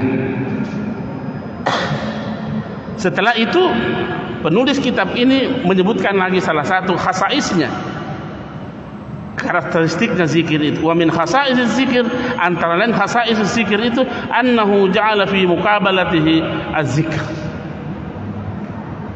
Zikir itu dibalas dengan zikir. Ayatnya apa? Fazkuruni azkurukum. Nah, cuma terjemahannya ini saya tidak sependapat, karena mereka menerjemahkan begini, cara menerjemahkannya, berzikirlah kepadaku, niscaya aku akan berzikir kepadamu. Saya tidak mau terjemahkan seperti itu. Kenapa? Karena kita yang membatasi zikirnya Allah. Sepertinya berzikirlah kepadaku, niscaya aku akan berzikir kepadamu. Berarti kita beri syarat Allah. Allah punya syarat berzikir kepada kita kalau kita berzikir kepadanya. Oh, tidak begitu menurut saya. Tapi saya mau terjemahkan begini. Jangan pernah berhenti berzikir supaya kau merasakan nikmatnya zikirnya Allah kepadamu. Saya mau terjemahkan begitu. Karena kalau saya kasih syarat kepada Allah, wah, bertentangan dengan akidah saya. Atau saya mau terjemahkan begini, kalau mau merasakan bagaimana nikmat zikirnya Allah kepadamu, maka jangan pernah berhenti berzikir. Nah, aman akidah kita kalau memang struktur kalimat ayat ini seperti itu terjemahan, tapi kita kan harus menghindar dari terjemahan. Terjemahan itu tidak boleh diperpegangi, kan terkadang meninggalkan semangat dari lafaz yang diterjemahkan. Terjemahan itu kadang meninggalkan semangat bahasa yang diterjemahkan. Kira-kira bagaimana pendapat kalau berzikirlah kepada aku, niscaya aku akan berzikir kepada aku. Datang, kalau umpamanya datanglah ke rumahku, niscaya saya akan datang ke rumahmu. Jadi nanti orang itu mau datang ke, kalau kamu datang ke rumahnya. Pernahkah Allah lalai terhadap hambanya? Pernahkah? Tidak pernah. Oh, jadi kalau begitu jangan membuat kita lalai kepada Allah. Allah tidak pernah lalai. Jadi kita ini mau merasakan nikmatnya zikirnya Allah, maka jangan pernah berhenti berzikir. Sekian dan terima kasih. Wassalamualaikum warahmatullahi wabarakatuh. Ini masih panjang bab zikir ini. Maghrib yang dirahmati oleh Allah Subhanahu wa taala. Alhamdulillah, pada kesempatan yang mulia ini kita berkenan duduk bersama untuk berupaya lebih memahami daripada makna kehidupan kita. Tentu dengan pendekatan tasawuf,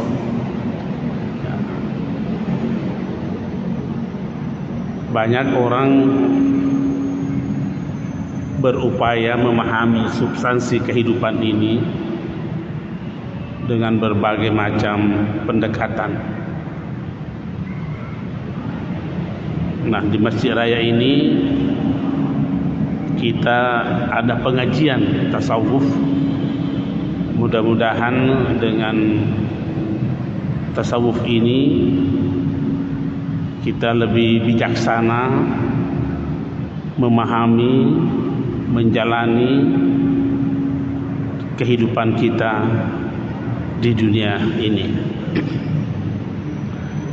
Insyaallah menyinggung beberapa bahagian daripada zikir itu, termasuk perintah dalam agama untuk melakukan zikir, baik itu di dalam Al-Quran maupun di dalam As-Sunnah. Bahkan kita telah menyinggung pendapat ulama-ulama kita tentang zikir itu.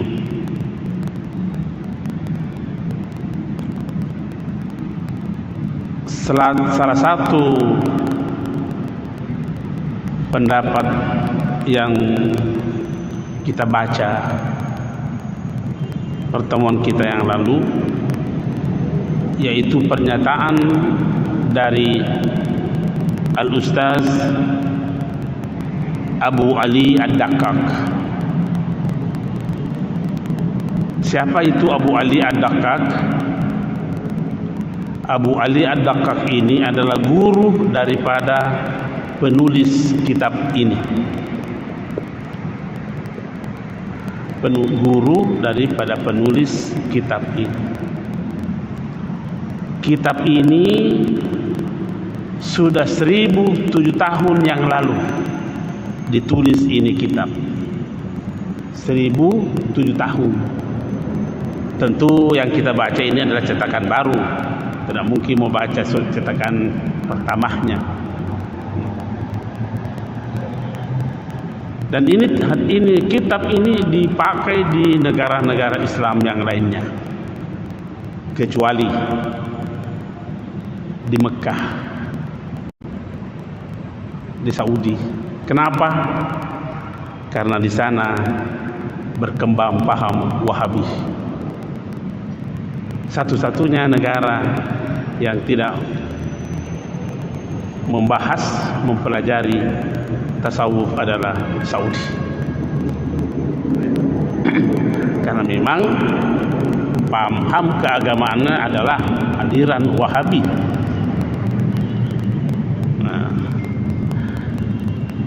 Sehingga terkadang kita mendengarkan ucapan-ucapan di Indonesia ini yang cenderung bahkan secara nyata-nyata menolak namanya tasawuf. Ya. Dan tidak sedikit juga kita temukan salah memahami namanya zikir. Tentu kita mau mempertegas pada kesempatan ini, seperti tidak apa-apa kita sebut orangnya supaya kita ini tidak sepaham dengan seperti itu. Seperti yang ada bahasa lamanya itu, alif bahasa lama yang secara tegas dinyatakan dalam medsos bahwa berzikir dengan Allah atau hu itu adalah sesuatu kesalahan besar. Dan bahkan dia katakan seandainya orang ini hidup di zaman Umar, maka dikandato kepalanya palu-palu. Itu pernyataan beliau itu. Kita ini punya mau, kalau tidak memahami bahasa Arab, jangan menyinggung-nyinggung yang kau tidak tahu. Ini kan karena keterbatasan pengetahuannya terhadap sesuatu, lantas disalahkan.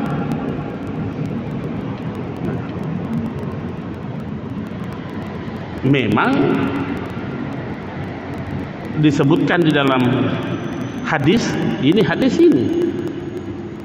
bukan pernyataan ulama, bahwa la taqumus sa'atu ala ahadin yaqulu Allah.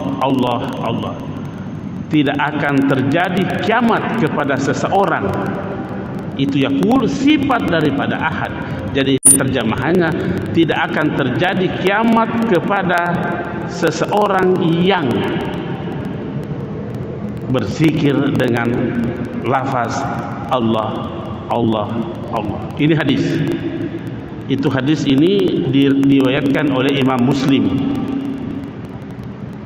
di bab Al-Iman halaman 234, dan juga dikeluarkan oleh Ahmad bin Hanbal dalam kitabnya jilid 3 halaman 162.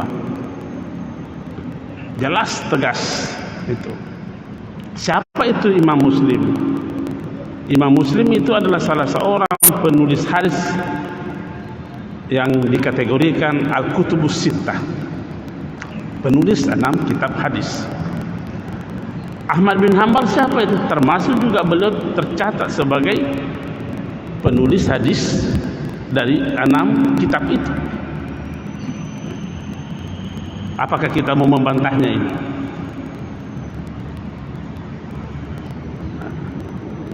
Lebih jauh lagi dikatakan la taqumus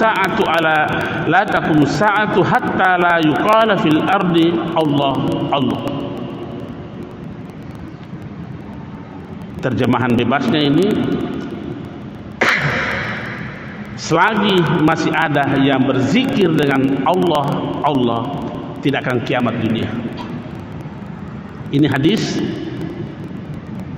diriwayatkan juga Imam Muslim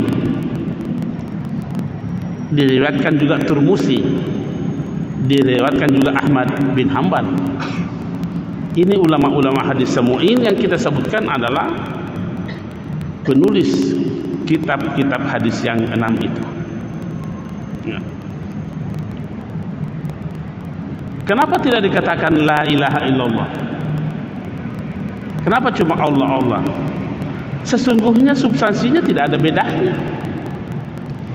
Karena yang menjadi titik utama di dalam lafaz la ilaha illallah adalah Allah.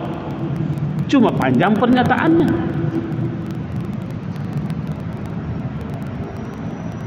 Dikasih pendek lagi kata illallah illallah. Apa substansinya di situ? Ya tetap Allah. Dikasih pendek lagi Allah Allah, ya siapa substansinya di situ? Ya Allah. Mau dikasih pendek lagi hu, siapa substansinya di sini? Adalah Allah. Nah inilah yang disalahkan oleh Khalid Baslama karena dia tidak paham bahasa Arab.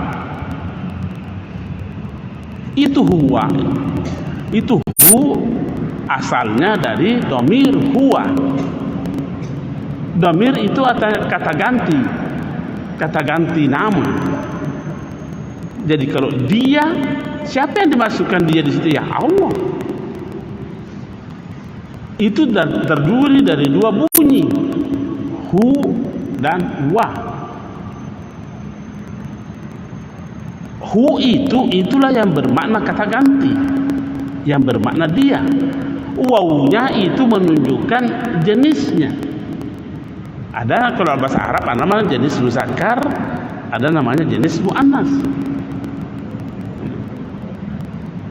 Kata ganti yang lain hiya. Haknya itu kata ganti, yahnya itu menunjukkan jenis muannas. Yang mana kita ganti? Hum. Apa artinya hum? Mereka.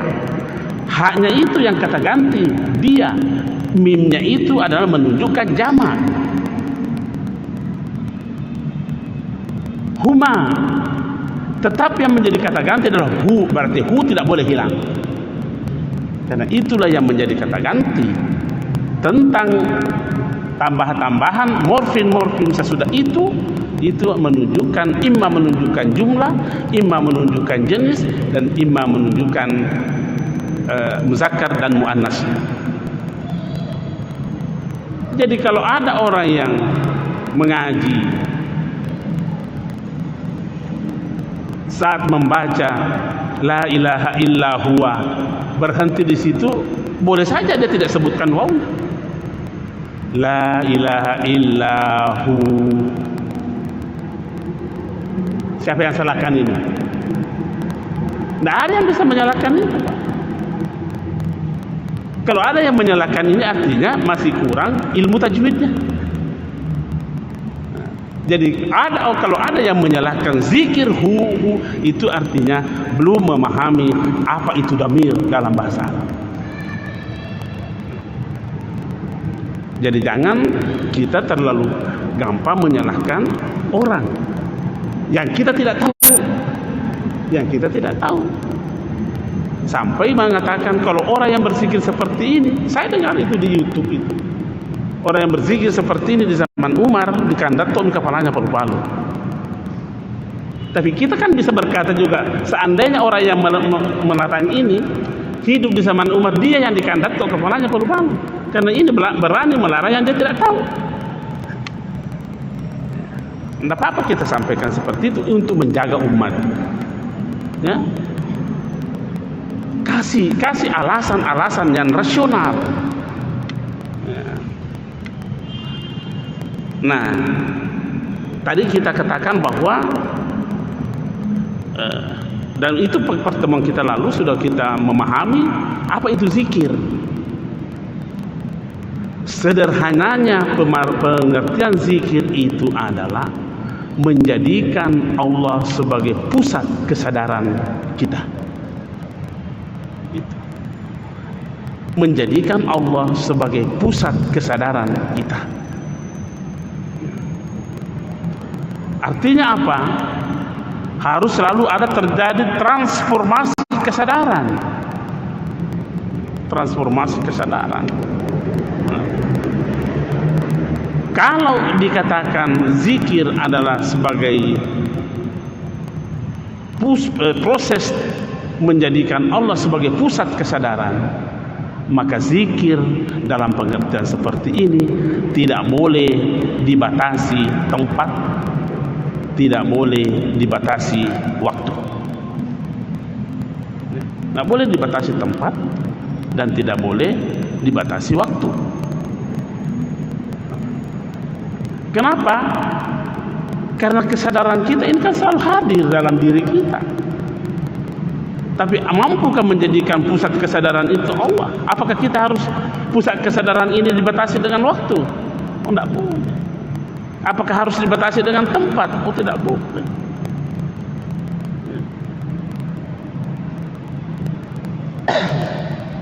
Kita memberi ilustrasi. Saya kira kita belajar terhadap apa yang kita alami sendiri. Kalau kita ke Mekah, sempat ke Raudah, kita tidak tahu kenapa menangis, tidak tahu apa penyebabnya. Ini tangis apa ini? Tangis apa itu ketika berada di Raudah mendekat dengan makam Rasulullah, ada di Masjidil Haram, keluar tangis. Kita tidak tahu tangis apa ini. Ya tentu adalah semangat ibadah di situ. Nah, ketika kita keluar dari Masjidil Haram, masih adakah semangat mau menangis itu? Nah, kalau tidak, artinya kita telah membatasi zikir itu dengan tempat. Kemana semangat mau menangis ketika dia berada di Jeddah, kemudian kembali di Indonesia? Mana semangat menangis itu?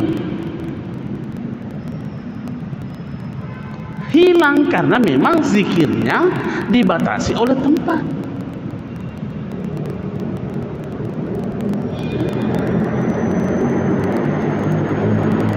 Ketika ia berada di dalam masjid seperti ini, wah, khusyuk. Setelah keluar dari masjid ini, mabung kilas sih. Ini namanya zikirnya itu dibatasi tempat.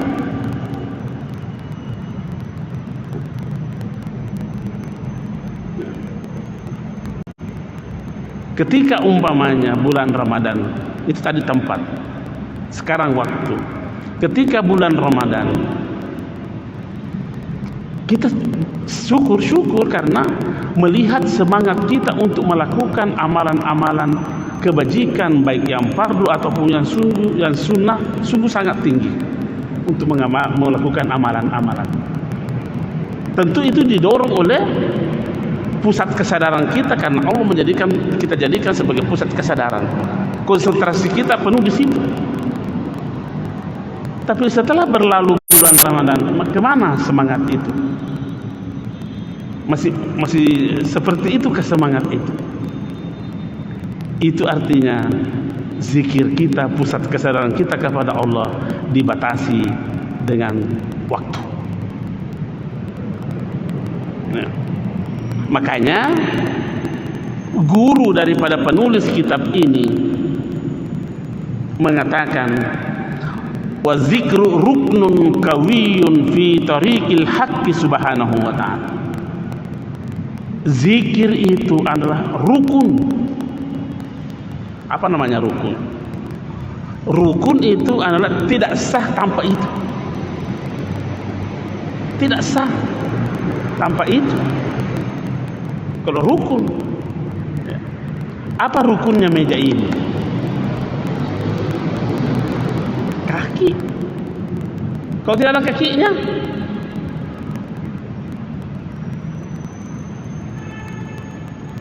rukun. Dia katakan di situ, wa zikru ruknun kawiyun fi tariqil haq. Zikir atau adalah rukun yang kuat dalam menempuh perjalanan menuju kepada Allah Subhanahu wa taala. Jadi kalau tidak ada rukunnya, tidak sah namanya perjalanan itu.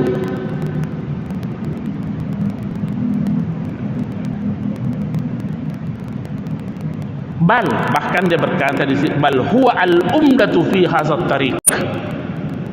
Bahkan dia adalah menjadi penopang utama, al-umdah,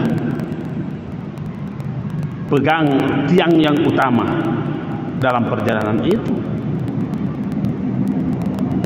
Baru dia katakan, wala yasilu ahadun ila Allah illa bidawami zikr. Tidak akan mungkin seseorang sampai kepada Allah kecuali dengan zikir yang kontinu. Artinya zikir yang tak terputus. Jangan diputus dengan tempat, jangan diputus dengan waktu. Tegas dinyatakan dalam kitab, wala yazilu ahadun ila Allah illa bidawami zikr.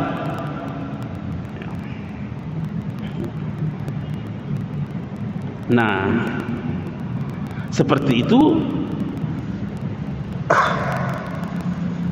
pernyataan Abu Ali Ad-Daqqaq ini, Syekh Abu Ali Ad-Daqqaq, sebagai salah seorang ulama sufi terbesar.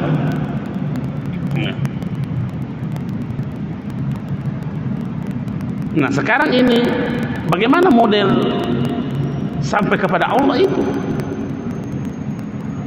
Karena dia kata, wala yasilu ahadun, tidak akan sampai seseorang kepada Allah. Jangan pernah kita membayangkan sampainya seseorang kepada Allah adalah sama dengan sampainya seseorang dalam perjalanannya tiba di masjid.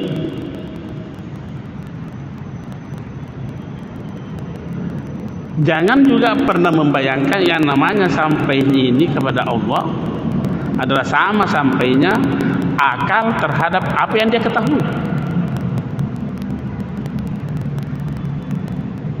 Jangan juga pernah kita membayangkan sampainya kita kepada Allah sama sampainya perasaan kita kepada yang kita rasakan. Karena kalau seperti itu, apa bedanya kita dengan membuat Tuhan? Karena yang dibentuk oleh akal pikiran, yang dicapai oleh akal pikiran, yang dicapai oleh perasaan, yang dicapai oleh angan-angan adalah sesuatu.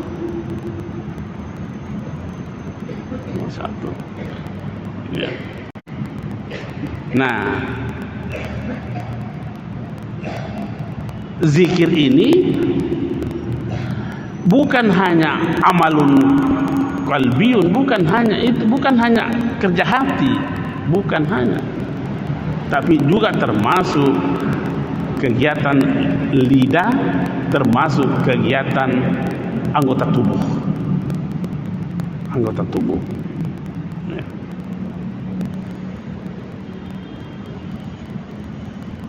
Apa itu zikir? Tadi kita telah katakan, tetapi dalam kitab ini salah seorang ulama ditanya tentang zikir. Wa su'ila al-Wasiti an zikri. Seorang ulama namanya Al-Wasiti ditanya tentang zikir. Faqala, maka beliau mengatakan, al-khuruju min maidanil ghaflati ila qada'il musyahadah ala ghalbatil khawfi wa syiddatil hubbi lahu. Apa artinya itu? Al-khuruj min maidanil ghaflati, kita mampu melepaskan diri dari kelalaian. Kita mampu melepaskan diri dari kelalaian dalam penyaksian kita terhadap Allah Subhanahu wa taala.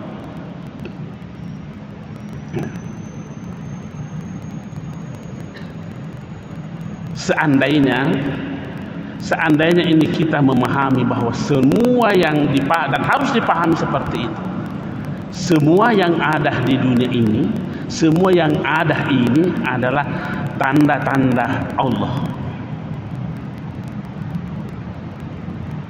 Itu tanda, berarti yang ditandai siapa? Jadi kalau itu adalah tanda, pasti ada yang ditandai. Pasti ada yang ditandai.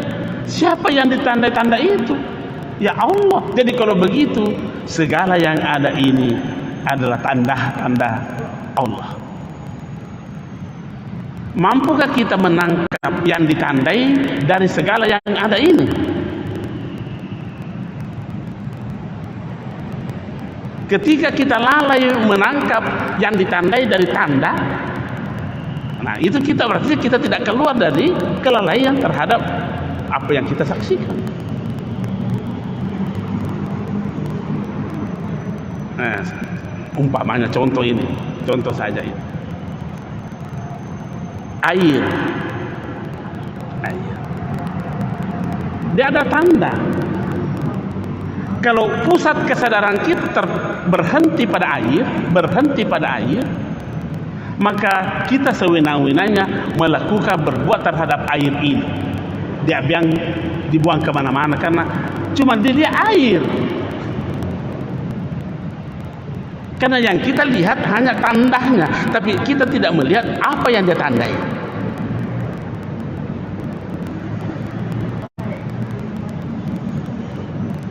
Ini tanda.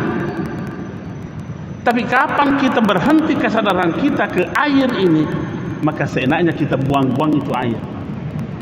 Tetapi ketika orang itu mampu menangkap yang ditandai dari tanda ini, biar setetes air pun tidak akan berani membuang-buangnya.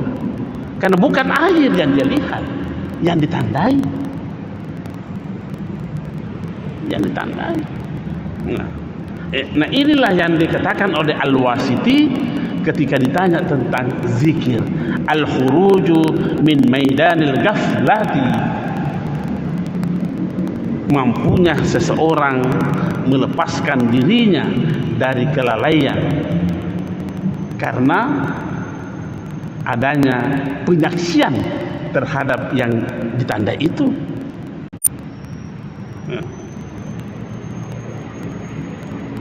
Nah, sejalan dengan itu dikatakan dalam kitab ini, man zakarallaha ta'ala zikran alal haqiqah,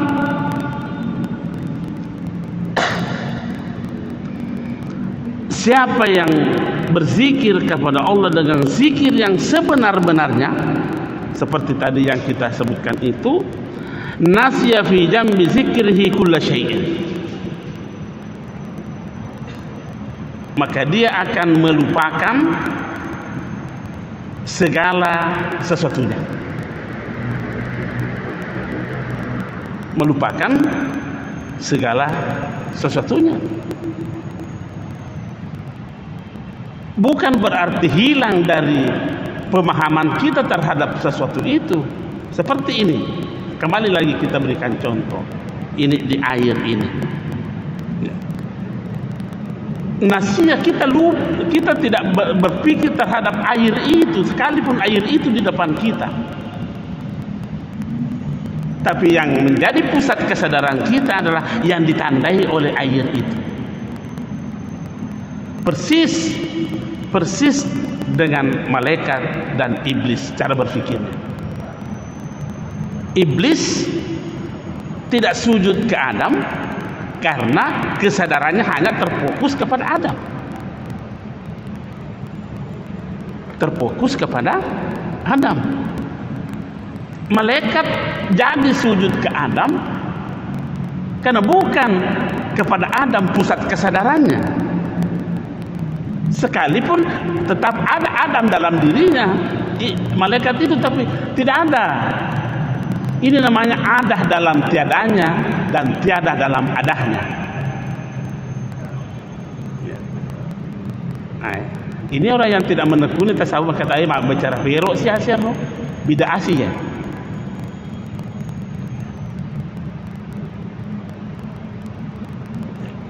Iblis tidak sujud karena pusat kesadarannya kepada bendahnya, materialnya Adam. Makanya seenaknya saja memperlakukan Adam. Begitu juga kalau kita pusat kesadaran kita kepada air ini, seenaknya kita main-mainkan ini air, mau buang kemana-mana tidak ada urusan. Tapi kapan kita menjadikan yang ditandai itu menjadi pusat kesadaran kita, nah biar kita disuruh satu tetes pun air tidak akan berani kita mau membuang-buangnya, Pak. Membuang-buangnya. Biar barangkali semut kecil itu, makhluk yang terkecil barangkali saja pun tidak berani kita membunuhnya. Karena memang pusat kesadaran kita bukan pada semut. Karena semut hanya tanda, tetapi pusat kesadaran kita kepada yang ditandai oleh semut itu.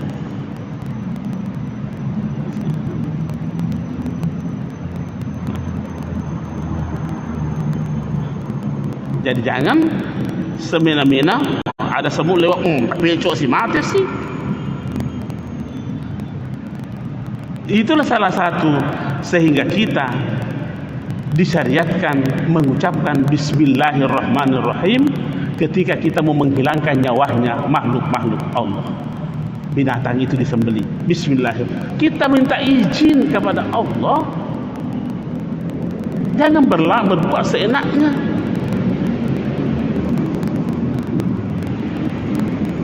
Kan itu tanda semua itu.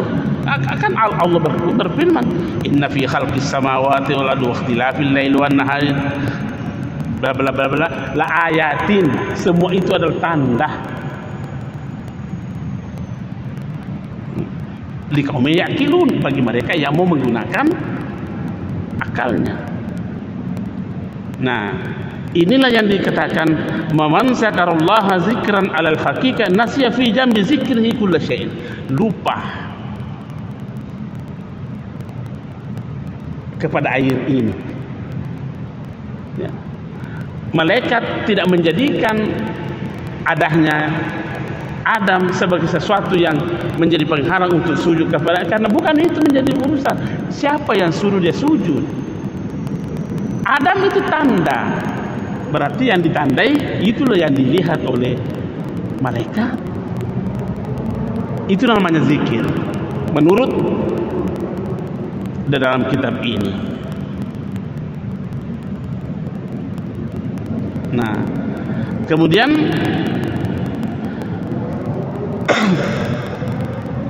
di dalam kitab ini disebutkan salah satu sabda Rasulullah sallallahu alaihi wasallam. Ini banyak sanad-sanadnya ini. Ya, banyak sanad-sanadnya ini supaya diyakini sepenuhnya bahwa ini bukan hadis yang dibikin-bikin oleh sembarang orang. Artinya bukan ini hadis lemah, bukan ini hadis palsu. Dipertegas mulai dari sini sampai berakhir pada An Jabir bin Abdullah. Siapa itu Jabir bin Abdullah? Sahabat Nabi. Apa katanya? Kharaja alaina Rasulullah sallallahu alaihi wasallam faqala. Suatu saat Rasulullah sallallahu alaihi wasallam keluar kepada sekelompok manusia. Pada manusia ini. Apa dia katakan? Ya ayuhan nas, wahai manusia semua, irta'u fi radil jannah, bergegaslah anda memasuki taman-taman surga.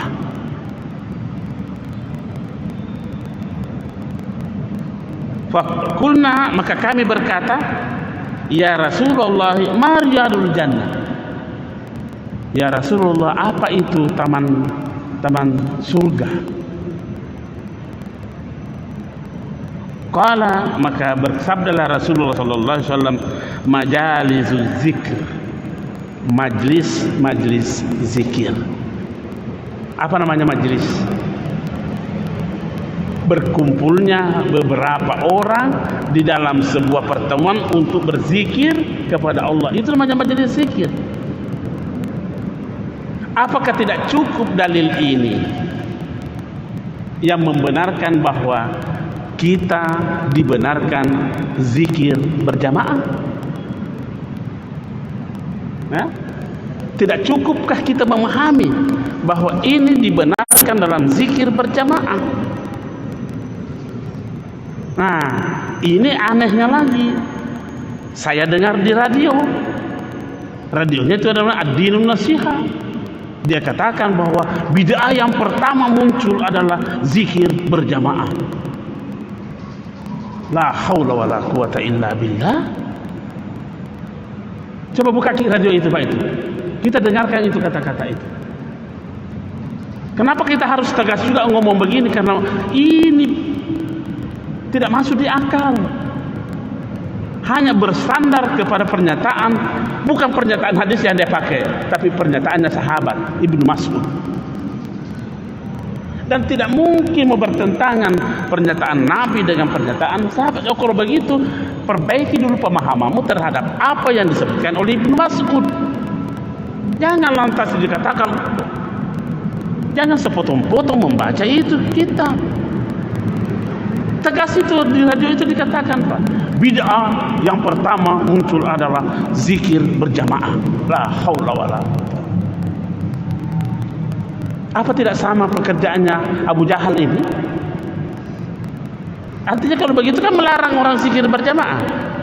Kalau dikatakan begitu, karena kita takut, dia katakan berarti melarang. Apa yang dilakukan oleh Abu Jahal terhadap Rasulullah sallallahu alaihi wasallam? Dia larang Rasulullah salat di Masjidil Haram. Apa kata Abu Jahal? Kalau saya lihat Muhammad sembahyang lagi di Masjidil Haram, saya injak lehermu. Melarang kan? Jadi kalau begitu ada yang melarang yang apa yang dibenarkan oleh Rasulullah, apa namanya ini? Pemikiran Abu Jahal. Pemikiran Abu Jahal. Nah, ini hadisnya. Apakah tidak cukup kita memahami hadis ini bahwa inilah hadis yang membenarkan adanya zikir berjamaah? Jabir bin Abdullah sahabat Nabi mengatakan, haraja alaina, Nabi pernah mendatangi kami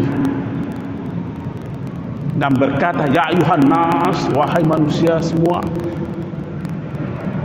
bergegaslah kamu masuk dalam Raudatul Jannah. Apa itu? Taman-taman surga. Sahabat pada bertanya, apa itu taman surga? Majlis. Bisakah dikatakan majlis kalau satu orang? Saya tanya dulu. Bisakah dikatakan itu majlis kalau hanya satu orang yang berzikir? Jadi bagaimana orang yang memahami? Jangan terlalu gampang.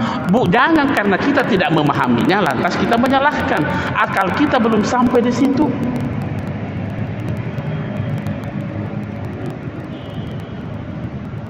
Nah, kemudian langsung Nabi lagi berkatakan, waruhu, datangilah majelis-majelis zikir itu. Apa itu datangilah? Pergilah berjamaah di situ kan? Ya kalau berjamaah lawan daripada sendiri. Bagaimana? Bisakah dikatakan majelis zikir kalau satu orang? Saya dirikan sebuah majelis zikir. Siapa pesertanya? Saya sendiri.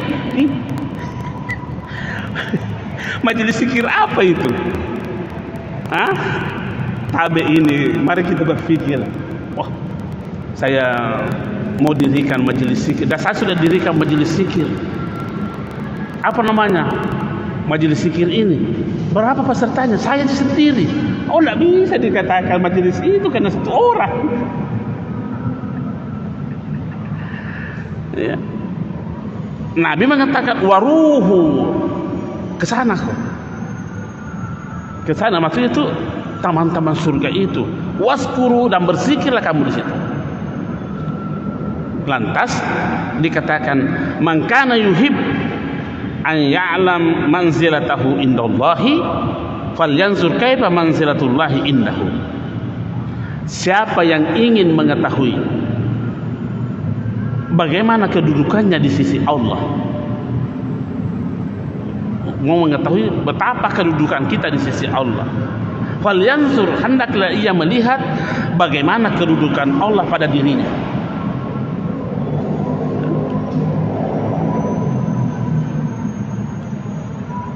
Saya ulangi ini.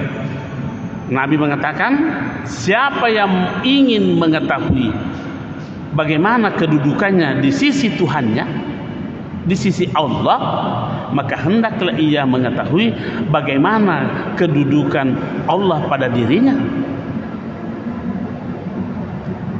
Jadi kita sudah bisa ini menerka-nerka, oh saya seperti ini kedudukanku di sisi Allah. Karena begini kedudukan Allah pada diri saya.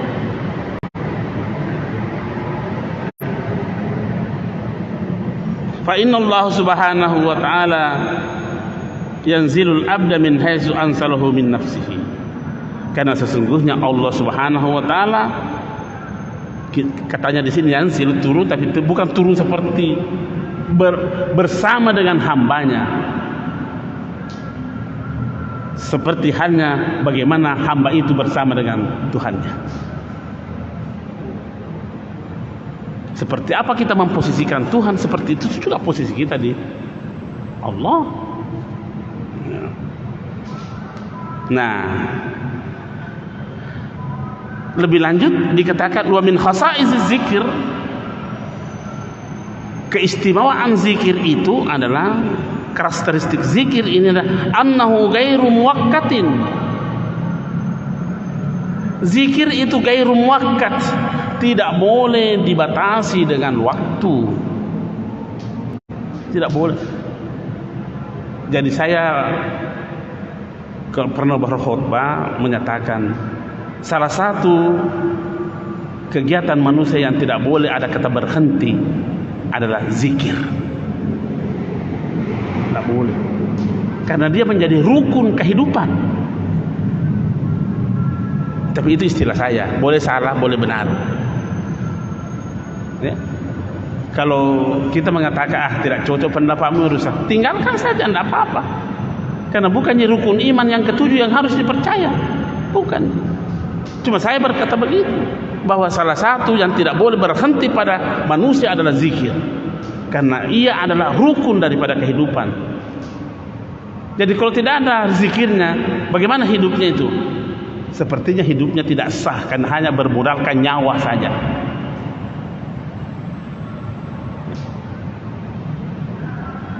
Hidup hanya modalnya nyawa, modalnya roh. Semua bisa seperti itu. Kafir juga bisa hidup, binatang juga bisa. Tapi itu pernyataan pribadi saya, boleh diikuti, boleh tidak. Jadi annahu ghairu muwakkatin, zikir itu tidak terbatas dengan waktu. Bal ma min waqtin minal awqati illa wal abdu ma'murun bi zikrillah. Tidak ada